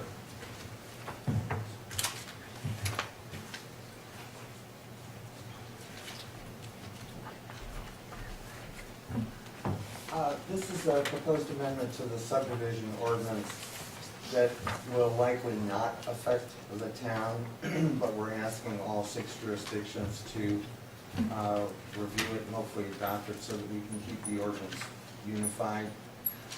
What it will do in primarily rural areas are a few things. One, if a property owner has used all of their parcelization division rights, but there is a farmstead on that property, adopting this ordinance will allow that farmstead and 2 acres to be created through the parcelization process, even if they have used up the original 4 rights. So it would allow the farmstead to be sold and then the remainder kept tillable and kept in the farm. It will also allow old 10-acre tracts to be divided one more time. Right now, well, since 1979, an owner with acreage could take that acreage and create 4 lots through parcelization, but the remainder of the land had to be divided and in a minimum of 10-acre tracts. So, the 4 2-acre tracts got sold off, the 3 10-acre tracts got sold off, and now, some 20 years later, somebody owns a 10-acre tract, and there are no rights to further divide it. So, we have had a lot of interest in people who bought 10-acre tracts a long time ago to be able to create 2 tracts out of that. So That's the second part of the proposal. The last part is that a lot or a tract created by parcelization has to have a minimum of 200 feet of frontage. And if it's on the corner of two public roads, it would have to be 200 feet on each side. This would allow some staff discretion when you couldn't meet it on both sides, but at least one side had a minimum of 200 feet. So that's what this ordinance does. It's primarily involved in the ag wooded, and select ag zoning districts, which really don't affect the town, but we're asking that everybody adopt it. The county commissioners did adopt it a week ago Monday, so it will be in effect in the county. So that's it, my report. Thank you. Make a motion we adopt the USO amendment number 11. What would our ordinance number be on that? It would be the number 1, it would be the first one. 19-1. Second. The motion made, properly seconded, all in favor, signify by saying aye. Aye. Motion carries. Michelle Watts, Paper Farm. My name is Michelle Watson, I'm with Butler Farm and Safer. I reviewed the Baker Farm subdivision for the town, and I sent on February 6th the review letter back to the council members and the clerk and Mark. And my recommendation is that the subdivider needs to resubmit and address the comments in the letter. I'm not gonna go through every comment, because there's 64 of them. So, but I did wanna come and answer any questions. I know Mark got a copy of the prints that were submitted to me this morning. If anyone on the board wants to see them, Mark has a copy. I think he only has one because there are 64 comments to address. And I don't know if you guys, I emailed all of you this, did you get the letter? Okay, I just want to make sure you guys were getting it. Does anyone have any questions about any of those? Basically, it's just what your ordinance says. I went through the drainage ordinance, subdivision ordinance. We need a lot more information to be able to finish the review. But if there's any comments, I would maybe recommend, I put in my email, because this went to the owner and their engineer, that if they would like to meet to discuss any of these things that they didn't give us information on, I'm willing to do that. I don't know if anyone's contacted you guys to maybe talk about that, or if they're just gonna take this and address all these on their own and they don't wanna discuss anything. I'm good with whatever. If they come to you and say, we'd like to meet, let me know. We could be there. I haven't heard, I mean, he just let me know that there was revisions being made, and that's, Okay. So sometimes after they get their initial review letter, they'll wanna meet, and like, if I'm doing review for other entities, sometimes they have a technical advisory committee where the owner and the county will get together and, their engineer, and they'll kind of go through the comments, and if the designer has any questions or can't do something, they can explain or something, but I don't know if they're that far yet, or if they're interested, but if they're not interested, that's what, you know. You have one thing on here, you have, will the new water be bored, water line be bored under Dayton Road and driveways, or an open cut? We So- haven't decided that yet. Well, they didn't show anything on their plans. They didn't show it either way. So my question to their engineer is, how is it designed? If they need to propose something, and then I think you guys can, did you guys say it? Because they haven't decided which side the water should go down on the west side, and the sewage on the east side. They haven't proposed any Their more. plans showed water and sewer both on the east side. But it didn't have a dimension, so they need to have a 10-foot separation. They didn't dimension, so some of the comments are, we need more detail. Malacus called me today and asked me about having a meeting, or put the water down the west side. Okay. I think they put in there, planned on putting it over there when they thought they could bore under the road and had the right of the easement rights and all that, but apparently they don't. So at this point, we all need to discuss it. And it seems to me like eventually it ought to go down each side of the road. But up until today, I've never heard a word from them on any of that, so. They show it both down the east side on the plans they submitted. I don't know, as long as they have their separation of 10 feet from their water to their sewer, I don't know if it matters if it's, Well, I if it's understand. split on both sides, because then they would need easements on both sides. But, that's really up to them to see what works. Well, their engineer asked me before, at a couple meetings ago, about there's no right of way on our side of the road, so they need our permission to do the boring to come under the road. I don't think there's right of way on either side of the road from what they show. So a lot more needs to be discussed about it, I guess. Yeah. And they did it, but they didn't give us enough information on those plans to know what they plan. Right. Well, I don't think the board has decided which side of the road anyway. We discussed it, but did we definitely, I don't think we actually decided. So just, it was in here, so. just- Would you, I think the ideal is to go down, separate it, one on each side. well, on each side, that way they get their separation, because I don't think they have to put a separation. So I can email the engineer back and say that that's how you guys want it, one on each side. Well, we've They're talked to the them. ones that put it in. They know it, okay. They're the ones that put it in, so it's however they wanna do it. Yeah. But, you know, ideally it's even side. Well, that's good to know, because now I can, if they can't get the separation, at least I can tell them that. I mean, they have to have 10-foot separation. And I'm going down there because they asked me as a private citizen, not representing this council at all. They just need some rights on our side of the road, so that's what I'm talking to them about. But they also need to let us know if they're planning on open cutting it, what their maintenance of traffic is, if they're gonna bore it, what their plan is.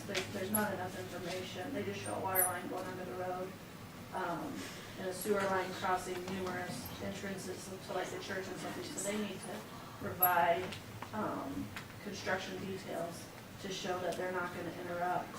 And if they are, you know, if they're gonna open cut, having flaggers, what are they doing to keep that road open, for the citizens? And they just didn't give enough. So that, some of these comments are high level, just because, and they'll possibly be more later when I don't have a lot of information on the ponds, the top of banks, the bottom of the pond, how deep it's gonna pond water, stuff like that. So some of these comments are very general. I need more information on the ponds. Once I get that, there may be more comments that, okay, your design doesn't meet these qualifications of the code later. Looks like they got an awful lot to The do, water, so- the water and sewer is kind of a, you know, they didn't show me easements, you know, I obviously they haven't submitted any that we know of. That all needs to happen still before we can even get close to recommendation of approval. And if you guys have anything else like that with the water, let me know so that when I get the next submittal, I know what you guys have concerns about. And if you wanna email me or email the group or whatever, please let me know, because I didn't know about the water being on the other side at all, or any conversations that have happened with that. I've just gone through with what the ordinances say. I appreciate it when you email everybody. Yeah. Then we're all in the loop. And I apologize before that, I had a couple emails wrong, so I just wanted to make sure you all got it. I think last meeting I got everybody's. Everyone. Good. I do have a question on the utility service agreement, the draft. Okay. Could you just explain a little in water supply, what the distribution distribution mains are that the town has and why they're charging for that. So basically, it says in recognition of the construction of primary water distribution mains by the town of Dayton to serve this general area. So those are things Yeah. that have already existed. Already existed, so they're cost recovery fees. There, in the Dayton Development Guide, there's an ordinance in there that says, what the cost recovery fees are for water and sewer per acre of additional development. So basically, in the utility service agreement, we took the proposed acreage and multiplied it by the cost per acre, and that is for existing utilities. So the town has already put in the infrastructure, and those are recovery fees for any new additional user. So there's nothing unique to this project for that part of it. No, I don't know if the owner is here or the engineer. We have seen where developments like this have asked for percentage increments of paying that. I don't know if they'll bring that up or not. And that's up to you as a board on whether you And basically the same question for that next paragraph on sanitary sewers. So it says in recognition of prior construction of sewage lift stations, force mains, and intercepted sewers by the town of Dayton that are agreeing to a recovery fee. So those are all similar, that's just prior constructions that are now being used. And there's nothing unique to this project. any development within the town. Those lift stations, everything serve the whole town. So everybody, the town up front of the money, and then as development happens, it's getting feedback. Would you like a Word document of that? And if you have any edits to that, let me know, and I can change. It's definitely a draft. Did you print out the new? I had the wrong clerk on there because when I did it, it was before you were hired full time, I believe. But if anyone has any questions on that or wording on that, and especially you, legal wise, I have it in a Word format. We can change that. And like I said, they have a lot of comments, so I don't know if they're quite there yet. But before we would approve any plans, we need to have executed one of those. So if you get me your comments back on that, then I'll get the owner and developer a new utility service agreement. Okay. I'm still waiting on them to provide the legal description and stuff like that. The acreage was just off the plans, because that was the best information we have. So those numbers may be a little bit off if for some reason the acreage is different. Thank you for being thorough. You. Good evening, everyone. My name is Tyler DeFelice. I'm the Senior Project Manager for a company called Blue Ridge Motel Partners. We're currently under process of finalizing a land purchase agreement for a plot right off of the 65 and 38 ramp. And our proposal, what I'd like to present to you guys today, is to put an Avid IHG hotel there. Avid is one of IHG's newest brands. Some of the brands that you might know better would be Holiday Inn, Holiday Inn Express, Candlewood Suites, Staybridge Suites. They all fall under the mother company of IHG. And Avid is one of the newest ones that they've come out with. So there's not too many locations in the States yet. One's actually under construction in Fort Wayne right now. The hotel's focus is on comfort, well-utilized space, very budget-friendly, and very modern feel and look. Many of the brands are kind of now being revamped to have a more modern feel, and Avid captures that really well. So I've put a rendering here. You guys can't see it, but you probably saw it before. I've actually also brought a full set of plans for a prototype build, so we'll obviously have to redevelop these for this specific location, make sure we meet all the different codes with both Dayton and also Tippecanoe County. But really just wanted to present it to you guys, and if there's any questions at this point, I'd be happy to answer. How many stories is it? We plan for 6 stories right now. So 6 stories, but it's a pretty small footprint, so there's still only about 90 rooms. How many acres is that? I have to pull this open for the exact number, it's just right over, excuse me. And I can definitely let you guys hold on to these.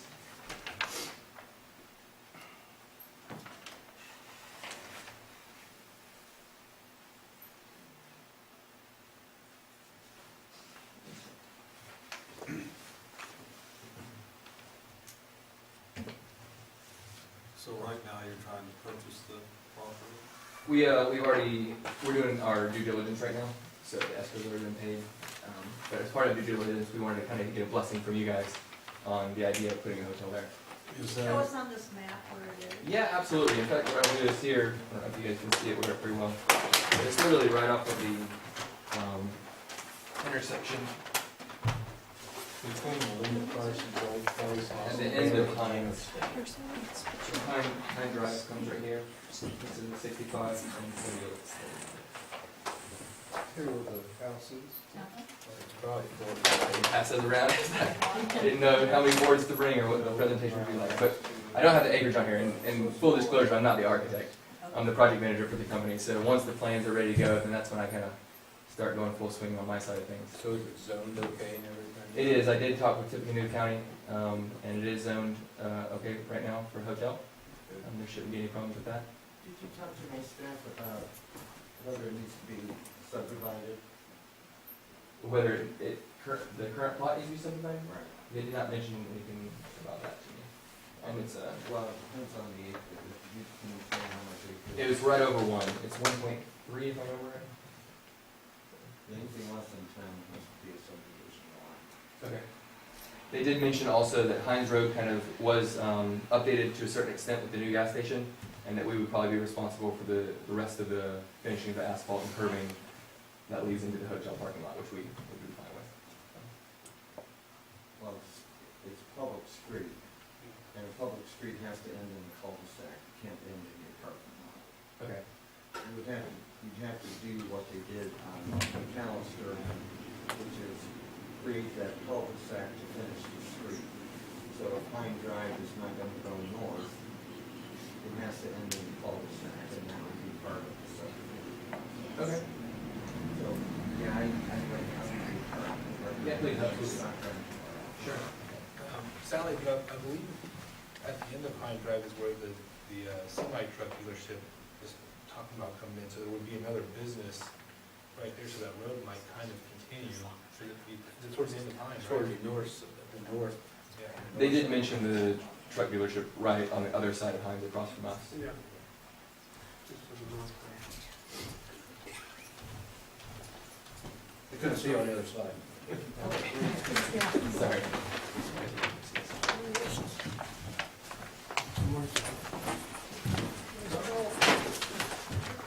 I'll leave these for anybody who wants to see them. You have other motels in the Midwest area? So we do, yeah, so, thanks. Between So Blue Ridge Carson Motel and the Partners Interstate. has 2 hotels currently in Indianapolis. We're building one in Lebanon and one in Whitestown as well. There's a Holiday Inn Express in Indianapolis, and then a Home 2 Suites by Hilton in Indianapolis.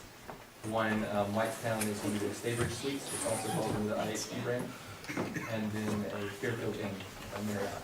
As well as we own one more hotel that's finishing up and open in May in Indianapolis, which is Delta by Marriott. It's a full-service 240 room. So all their motels are, Right now, they've owned in other states, and they've since sold them, and so they're kind of focusing on this area, just because it's much easier to manage all over the place. How many beds is it? This one, it's not finalized yet because of the design. The prototype build has around 90 rooms. So, And when would you build it, this year yet? we would, from the time that we got blessing and the design finalized through both Tippecanoe and Dayton, it would take us a little under a year to turnkey.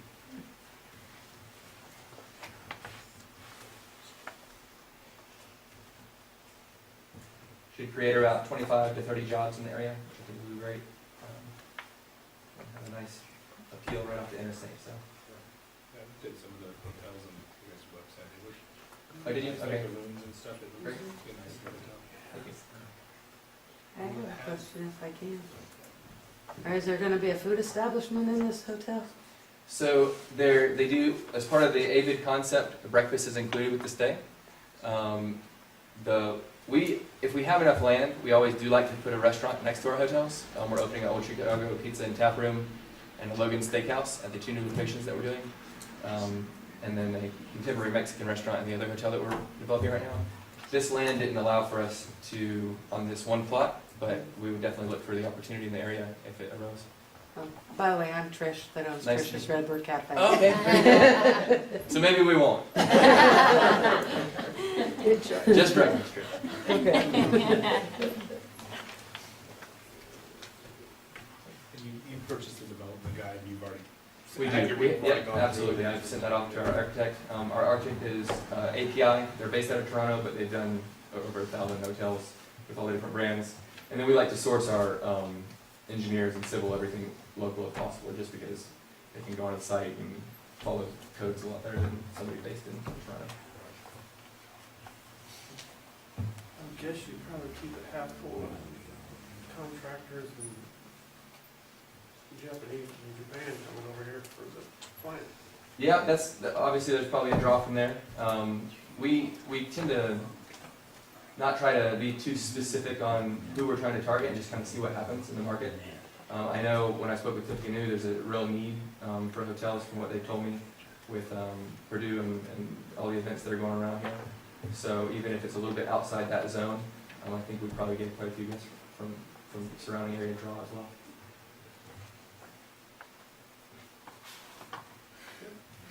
Anybody else have any questions for him?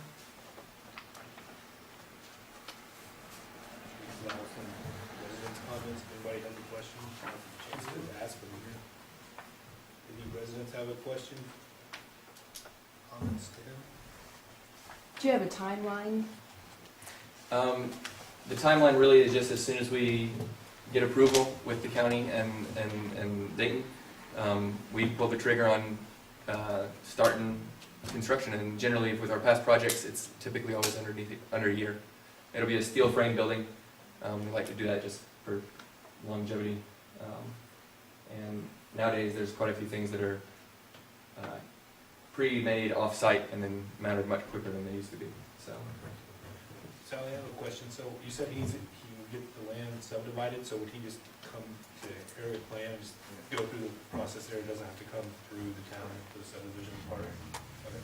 I suspect you probably had a conversation with the county building commissioner. I believe that's what Larry, is it? Oh, okay, yeah, so, okay. So we have staff meetings tomorrow, so I Okay. know Yeah, sure. Absolutely. what additional needs to be conveyed. Okay, to you and I think that's in the a stop by. process. Sure, of course. Welcome to Dayton. Thank you. Look forward to it. I've enjoyed it so far. Would you guys like me to leave these with you? Yes, please. Okay, absolutely. That'd be great.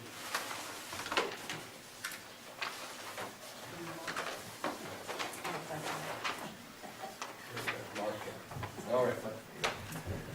Next thing on the agenda is the TIF District discussion. How would you guys like to start? I think it's important that, the town of Dayton get, dig into the TIF district a little bit deeper. Maybe have, that area studied a little bit more. We obviously may have a motel coming in there and truck dealership, maybe, try to get some preliminary numbers on what the TIF, cost benefit analysis part of doing the TIF district. Umball sent a proposal to us, a contract with a not to exceed number, and that's for both TIF and annexation. I think, we ought to, dig into it a little bit further and have them, start the process and get more information, see if it's right for our town. The 15,000 or something, when you say start the process, do you mean pay the 15,000 to have them do a TIF district, or just start, give us more information so we can decide whether to go ahead and spend on it? No, get more information, so then we could decide whether or not to pursue it. You know, kind of, you know, the due diligence part of it, you know. And, you know, for them to do that, it's kind of, you know, it's kind of like, you know, hiring any professional services, you know, it's, I believe it's somewhat along the lines of per hour and, you know, to collect data and, run analysis on everything. Do we want any other guest speakers here talking that actually have pluses and minuses about TIF districts that write up a lot of these articles? Because the more I read on them, we need to really be reading and thinking about this heavily, you know, so. Sally, could you speak on TIF districts at all? I mean, we've had the experts here explain it, and just, I mean, since you're already in the county and you built it. We also have a gentleman here with Elmwood Associates too, so. I see it from a completely different perspective. When a TIF district has a plan for how the money that's collected would be used, the projects in that plan come to the plan director for confirmation, well, and the plan commission, for confirmation that those projects are in compliance with the adopted comprehensive plan. So that's the perspective that I see TIF districts. But because I work with staff from Lafayette and West Lafayette who actually sort of work the money side of TIF districts, I have not ever in my career seen a downside to doing it. And in fact, a lot of necessary infrastructure gets built with TIF money that would not otherwise either get built or would not provide the incentive side for the kind of development that you're looking for in your TIF plan. So that's my perspective, as narrow as it is. What are negatives you've heard? Because Ron had sent a thing with some like articles and stuff being negative, and I mean, since you've actually seen it in the county, like, because one of them was from Purdue, where they were upset about something with the TIF district over there. They were positive and negative, Yeah, both sides. Well, when there is a TIF district, there is potentially some, I suppose, some downside to the school districts and maybe city bus as a taxing district and maybe libraries. But I have never heard any of the school districts actively complain about that. Have you ever heard any school districts complain? No, we actually, there's and I mentioned kind of a new TIF requirement that came effective last year where we met, had a meeting, the West Lafayette, Topeka County, and the City of Lafayette all had a meeting back in December, invited all the overlapping taxing districts, and the schools were there represented. And they did ask a couple of questions, but none of them, at least at that meeting, had any complaints or concerns. And the bus company, if they're within the taxing district, and the libraries would be They were invited as well. situated. Right. And I don't know what Purdue would complain about. I mean, well, he had explained before, like, you don't TIF like residential or something where your value could down. Maybe they lost money and something that was developed and We torn don't get down. money on residential anyway, so it doesn't matter. They can only hurt you. Yeah. Right. So maybe if they tore down a building that was already assessed in the TIF district, they had to rebuild it, would that cause them to have lost money until the new building was built? That, I mean, that's the only thing I could think where they could be losing money if something went down in value. Well, it would have to be PRF, because if it's university owned, there's no tax anyway. So it could only have been PRF. I mean, in your particular situation, if you don't mind me talking, in your particular situation, since you have two companies that, you know, at least one company looks like they're, or maybe two, look like they're locating whether you create a TIF or not. If you didn't create a TIF area, all that assessed value that's coming in, that would flow through to your tax base and help reduce tax rates like you talked about. If you were to create a TIF area, that AV now will not flow to your tax base in the schools. It will now be captured and you'll collect TIF off of it. And as I mentioned, one of the requirements of creating TIF areas is to show what the impact would be. And we can do that if you want to do it beforehand, so you have a chance to look at it before you actually go through the steps. We can do that because you'd have to do that anyway. So from that perspective, there would be an impact to the overlapping taxing districts. It's like I said, they're not losing anything. They're just not gaining it. It's being postponed until the TIF area ends. One of the things, again, and Si's right, I mean, it's important to have that plan, what you want to do. And I think your plan is infrastructure. Something that we could also do is look at if you didn't have TIF, because really TIF is just another revenue source for you. If you didn't have TIF, but you still have these plans and still have these needs, what's your other alternatives? And we can kind of look at those alternatives and compare it to the TIF. Because my guess is your probably only other alternative is maybe bonds payable from property taxes. Right. So if you don't capture the TIF and let that assessed value pass through, that's going to decrease taxes. But if you still need the infrastructure, you have to increase your rates to do bonds. We can look at, okay, will the bonds tax rate be higher than the decrease? You don't know until you do that analysis, but we could do that for you if you like. Kind of show the pros and cons. Yeah, I think that's what we do, yeah. And I don't know, if you decide to do a TIF in this area, I don't know how quickly it can be created, but, and I don't know if it can be created quickly enough to capture any increment from, say, the hotel and any other development that is about to happen. But having money in that TIF district could, when you get to construction in Yost Drive, because right now we're only talking about federal money for preliminary engineering. When you get to construction, your 20% is going to be A bunch of million or Yeah. more, Yeah. probably. So having built up some money in the TIF district would help you with your 20%. Could I ask a question? Wouldn't the fact that this area's, those areas, the hotel and the semi-dealership are already in, I guess you'd say, development stages, wouldn't they be automatically disqualified It from being in depends the TIF? on when the TIF would get created and how far along they are. So So just the fact that potentially they're being discussed doesn't and mean anything. doesn't mean anything, okay? And Discussion doesn't mean anything.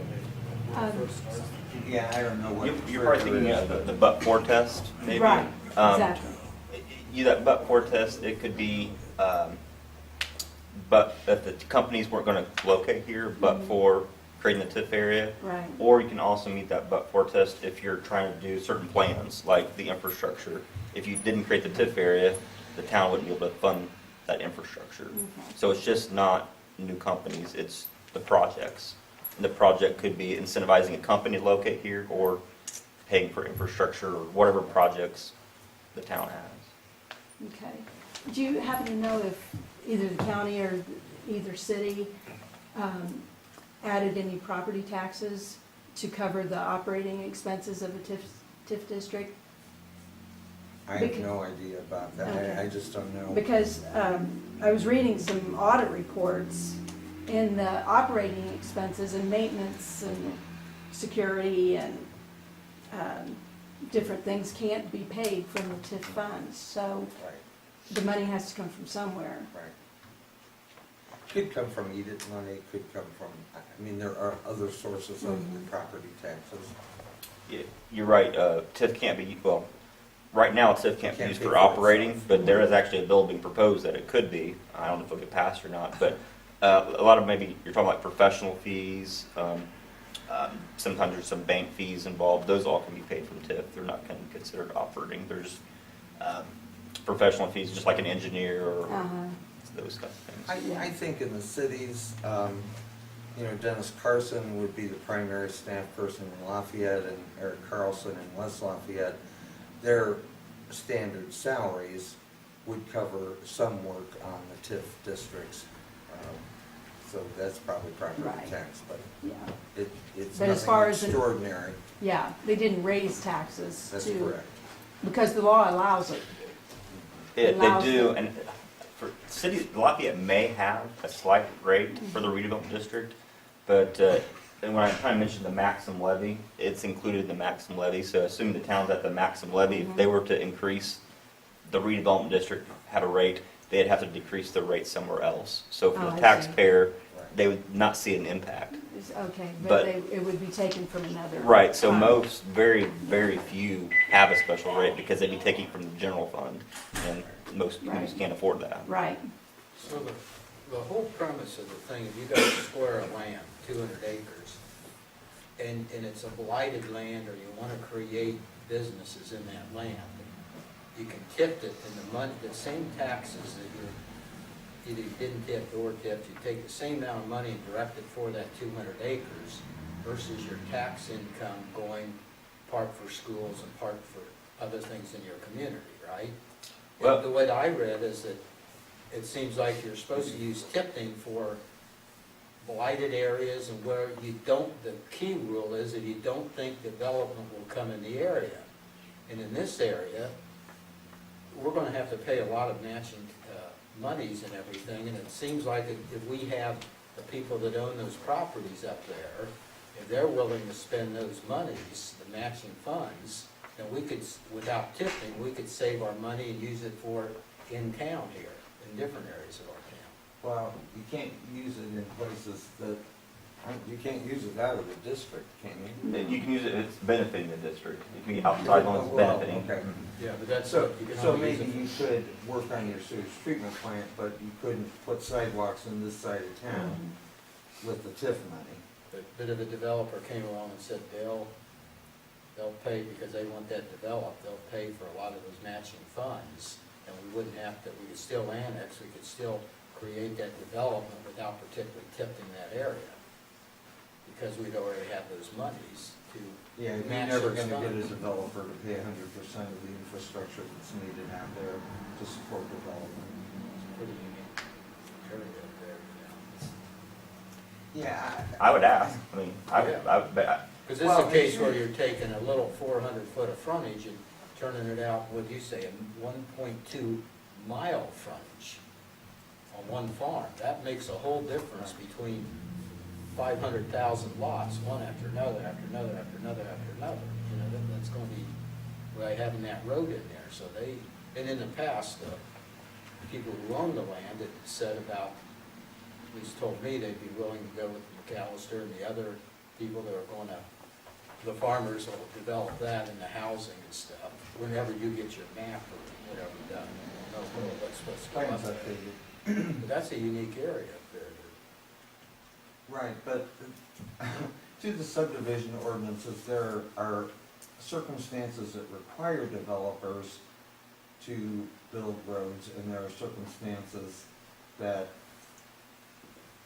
don't require them to build roads. So depending on what they propose, you might get a road or you might not get a road. And in fact, you're gonna get a local road, but you're not gonna get a collector, maybe to the design that you want. So, I think there's still value to the TIF. You may not get, you can't necessarily require a developer to build an oversized sewer main for one development without getting reimbursed or cost sharing by the town, because some other developer later on is also gonna get the benefit of that. You may wanna build a park, which would be incentive, and nobody's out there is gonna help you pay for a park. You might pay for a street, or help pay for a street that benefits the business, but I've already asked them to donate land for a park, and they don't want this. You know, so that's sort of out. Shelley Sart's son didn't sound too enthused about donating any money into it either, so he's the biggest landowner out there, so that ain't gonna happen.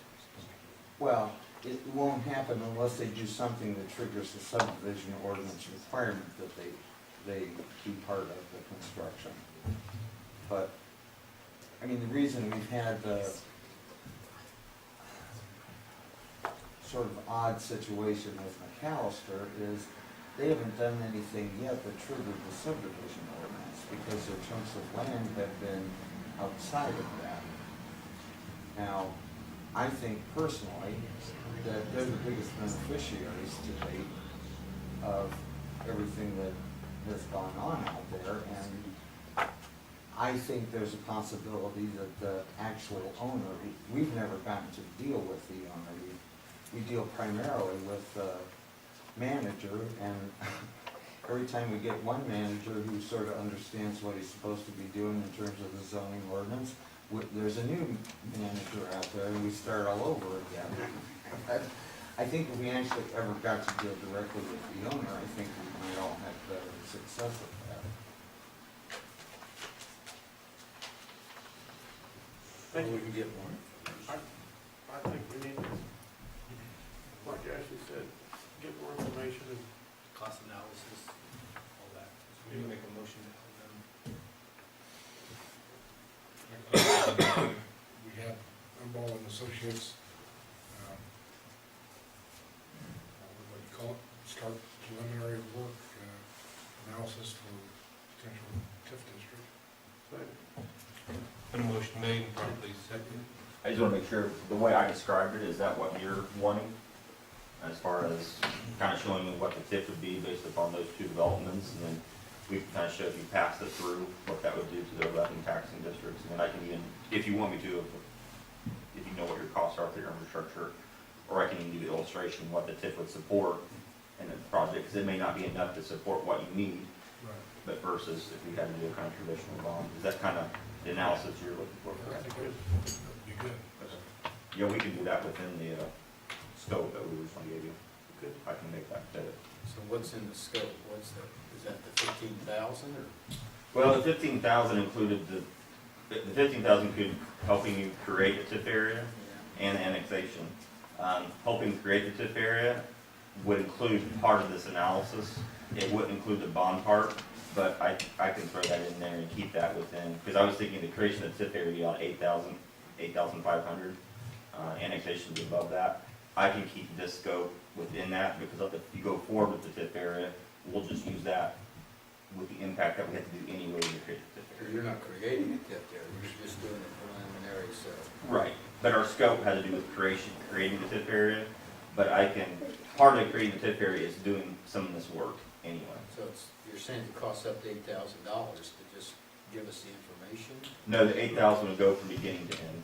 Okay. So what do you think it costs to give us the information we need to decide if we even want to go further? 2,000, 1,000, 3,000? Let's say 4,500. And that's kind of a shot in the dark, and that'd be me attending at least one meeting to present the information.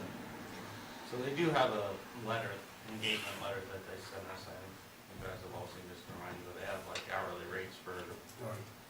So I mean, I think that's what they're asking to approve at this meeting, and it would need to be signed. Yeah, it will be based upon time and expense, and it could be less than that, just depends on how many meetings and how many scenarios. So put it up to that.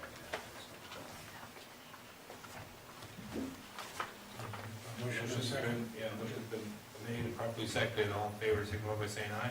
Aye. Opposed, same sign, motion carries. Chip, thank you Thank very you. much. Thank you. So are you guys approving the amount of the 45 days? So, comments from residents.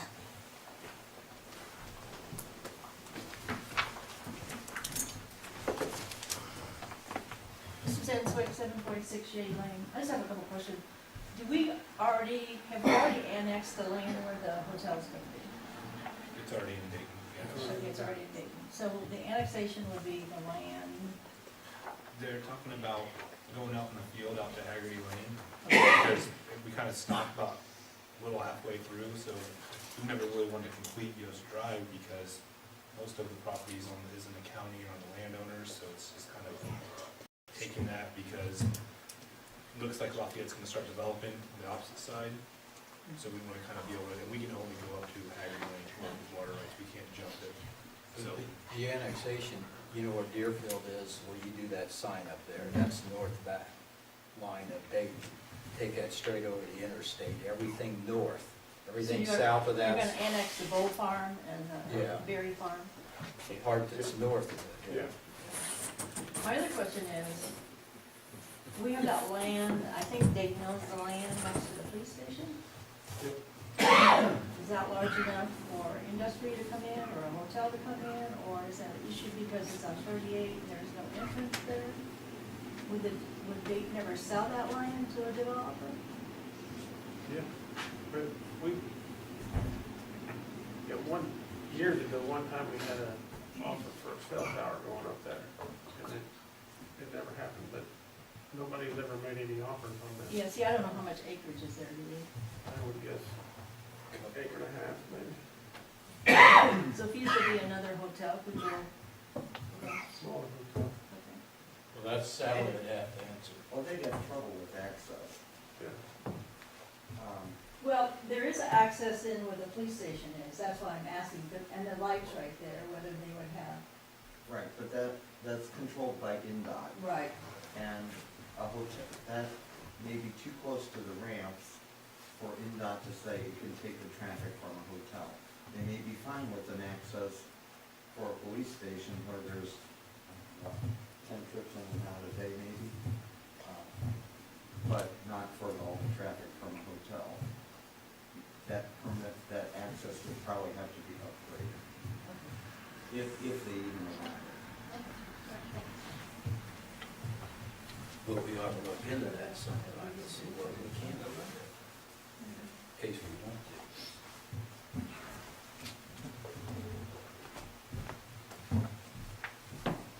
Cindy Marsh, 749 Shady Lane. I just want to remind you that the lawsuit was filed on behalf of the citizens of Dayton. We were frustrated and continue to be frustrated at the lack of transparency in the fiscal plan. And you knew that when it was filed, and you've known that the entire time since. Yet you let it continue rather than to tell us the facts. So, as far as your newfound concern over how the town monies are spent, I'll remind you that you blew through $12,000 on Ashley's little retaliation leverage project on Shady Lane, and spent nearly $30,000 on Alex's upgrades for the town hall, when a little cleaning and routine maintenance would have done the job. And you spent nearly $30,000 for her salary for her to work 300 or 400 hours in the whole 10 months she was here. And that's if you want to call what she did here work. And you let her spend $500 or so taxpayer-funded trip to the Blue Chip Casino. So, as far as your sanctimonious outrage at the lawyer bill, which you only have because you showed disdain and contempt for the people of Dayton, I don't have anything to say. Indiana public access law says that a fundamental philosophy of the American constitutional form of representative government is that government is the servant of the people and not their master. Accordingly, is the public policy of the state that all persons are entitled to full and complete information regarding the affairs of government and the official acts of those employees who represent them as public officials and employees. I hope you do your job and start following the law. And maybe there won't be any more lawsuits. Any more citizen comment? Reports from the council members? Well, Dad, Cindy's there, that's when we had that special meeting with the state guy, told us that we serve the people of this town, and they don't serve us, and that one thing he over and over emphasizes is transparency on all kind of meetings. And so, therefore, I just want to point out a couple of things here, that we've got one bill from Reed here, and I think he's doing a very good job, but roughly, this is roughly, in 1 month's time, the new clerk, just the problems associated with, because we have to get a new clerk and all of what happened last year, $2,880 roughly plus or minus is for that. The TIF meetings and research so far is $902 plus or minus a few bucks. the Roberts Rules meeting, research and the Roberts Rules, which the state guy came and explained us how to conduct the meeting and do it right and be transparent to the people of this town, cost $980. And the church negotiations, that I call them negotiations for an easement, because that's what they seem to be, always end up talking a lot about, have been so far in 1 month, $1,570.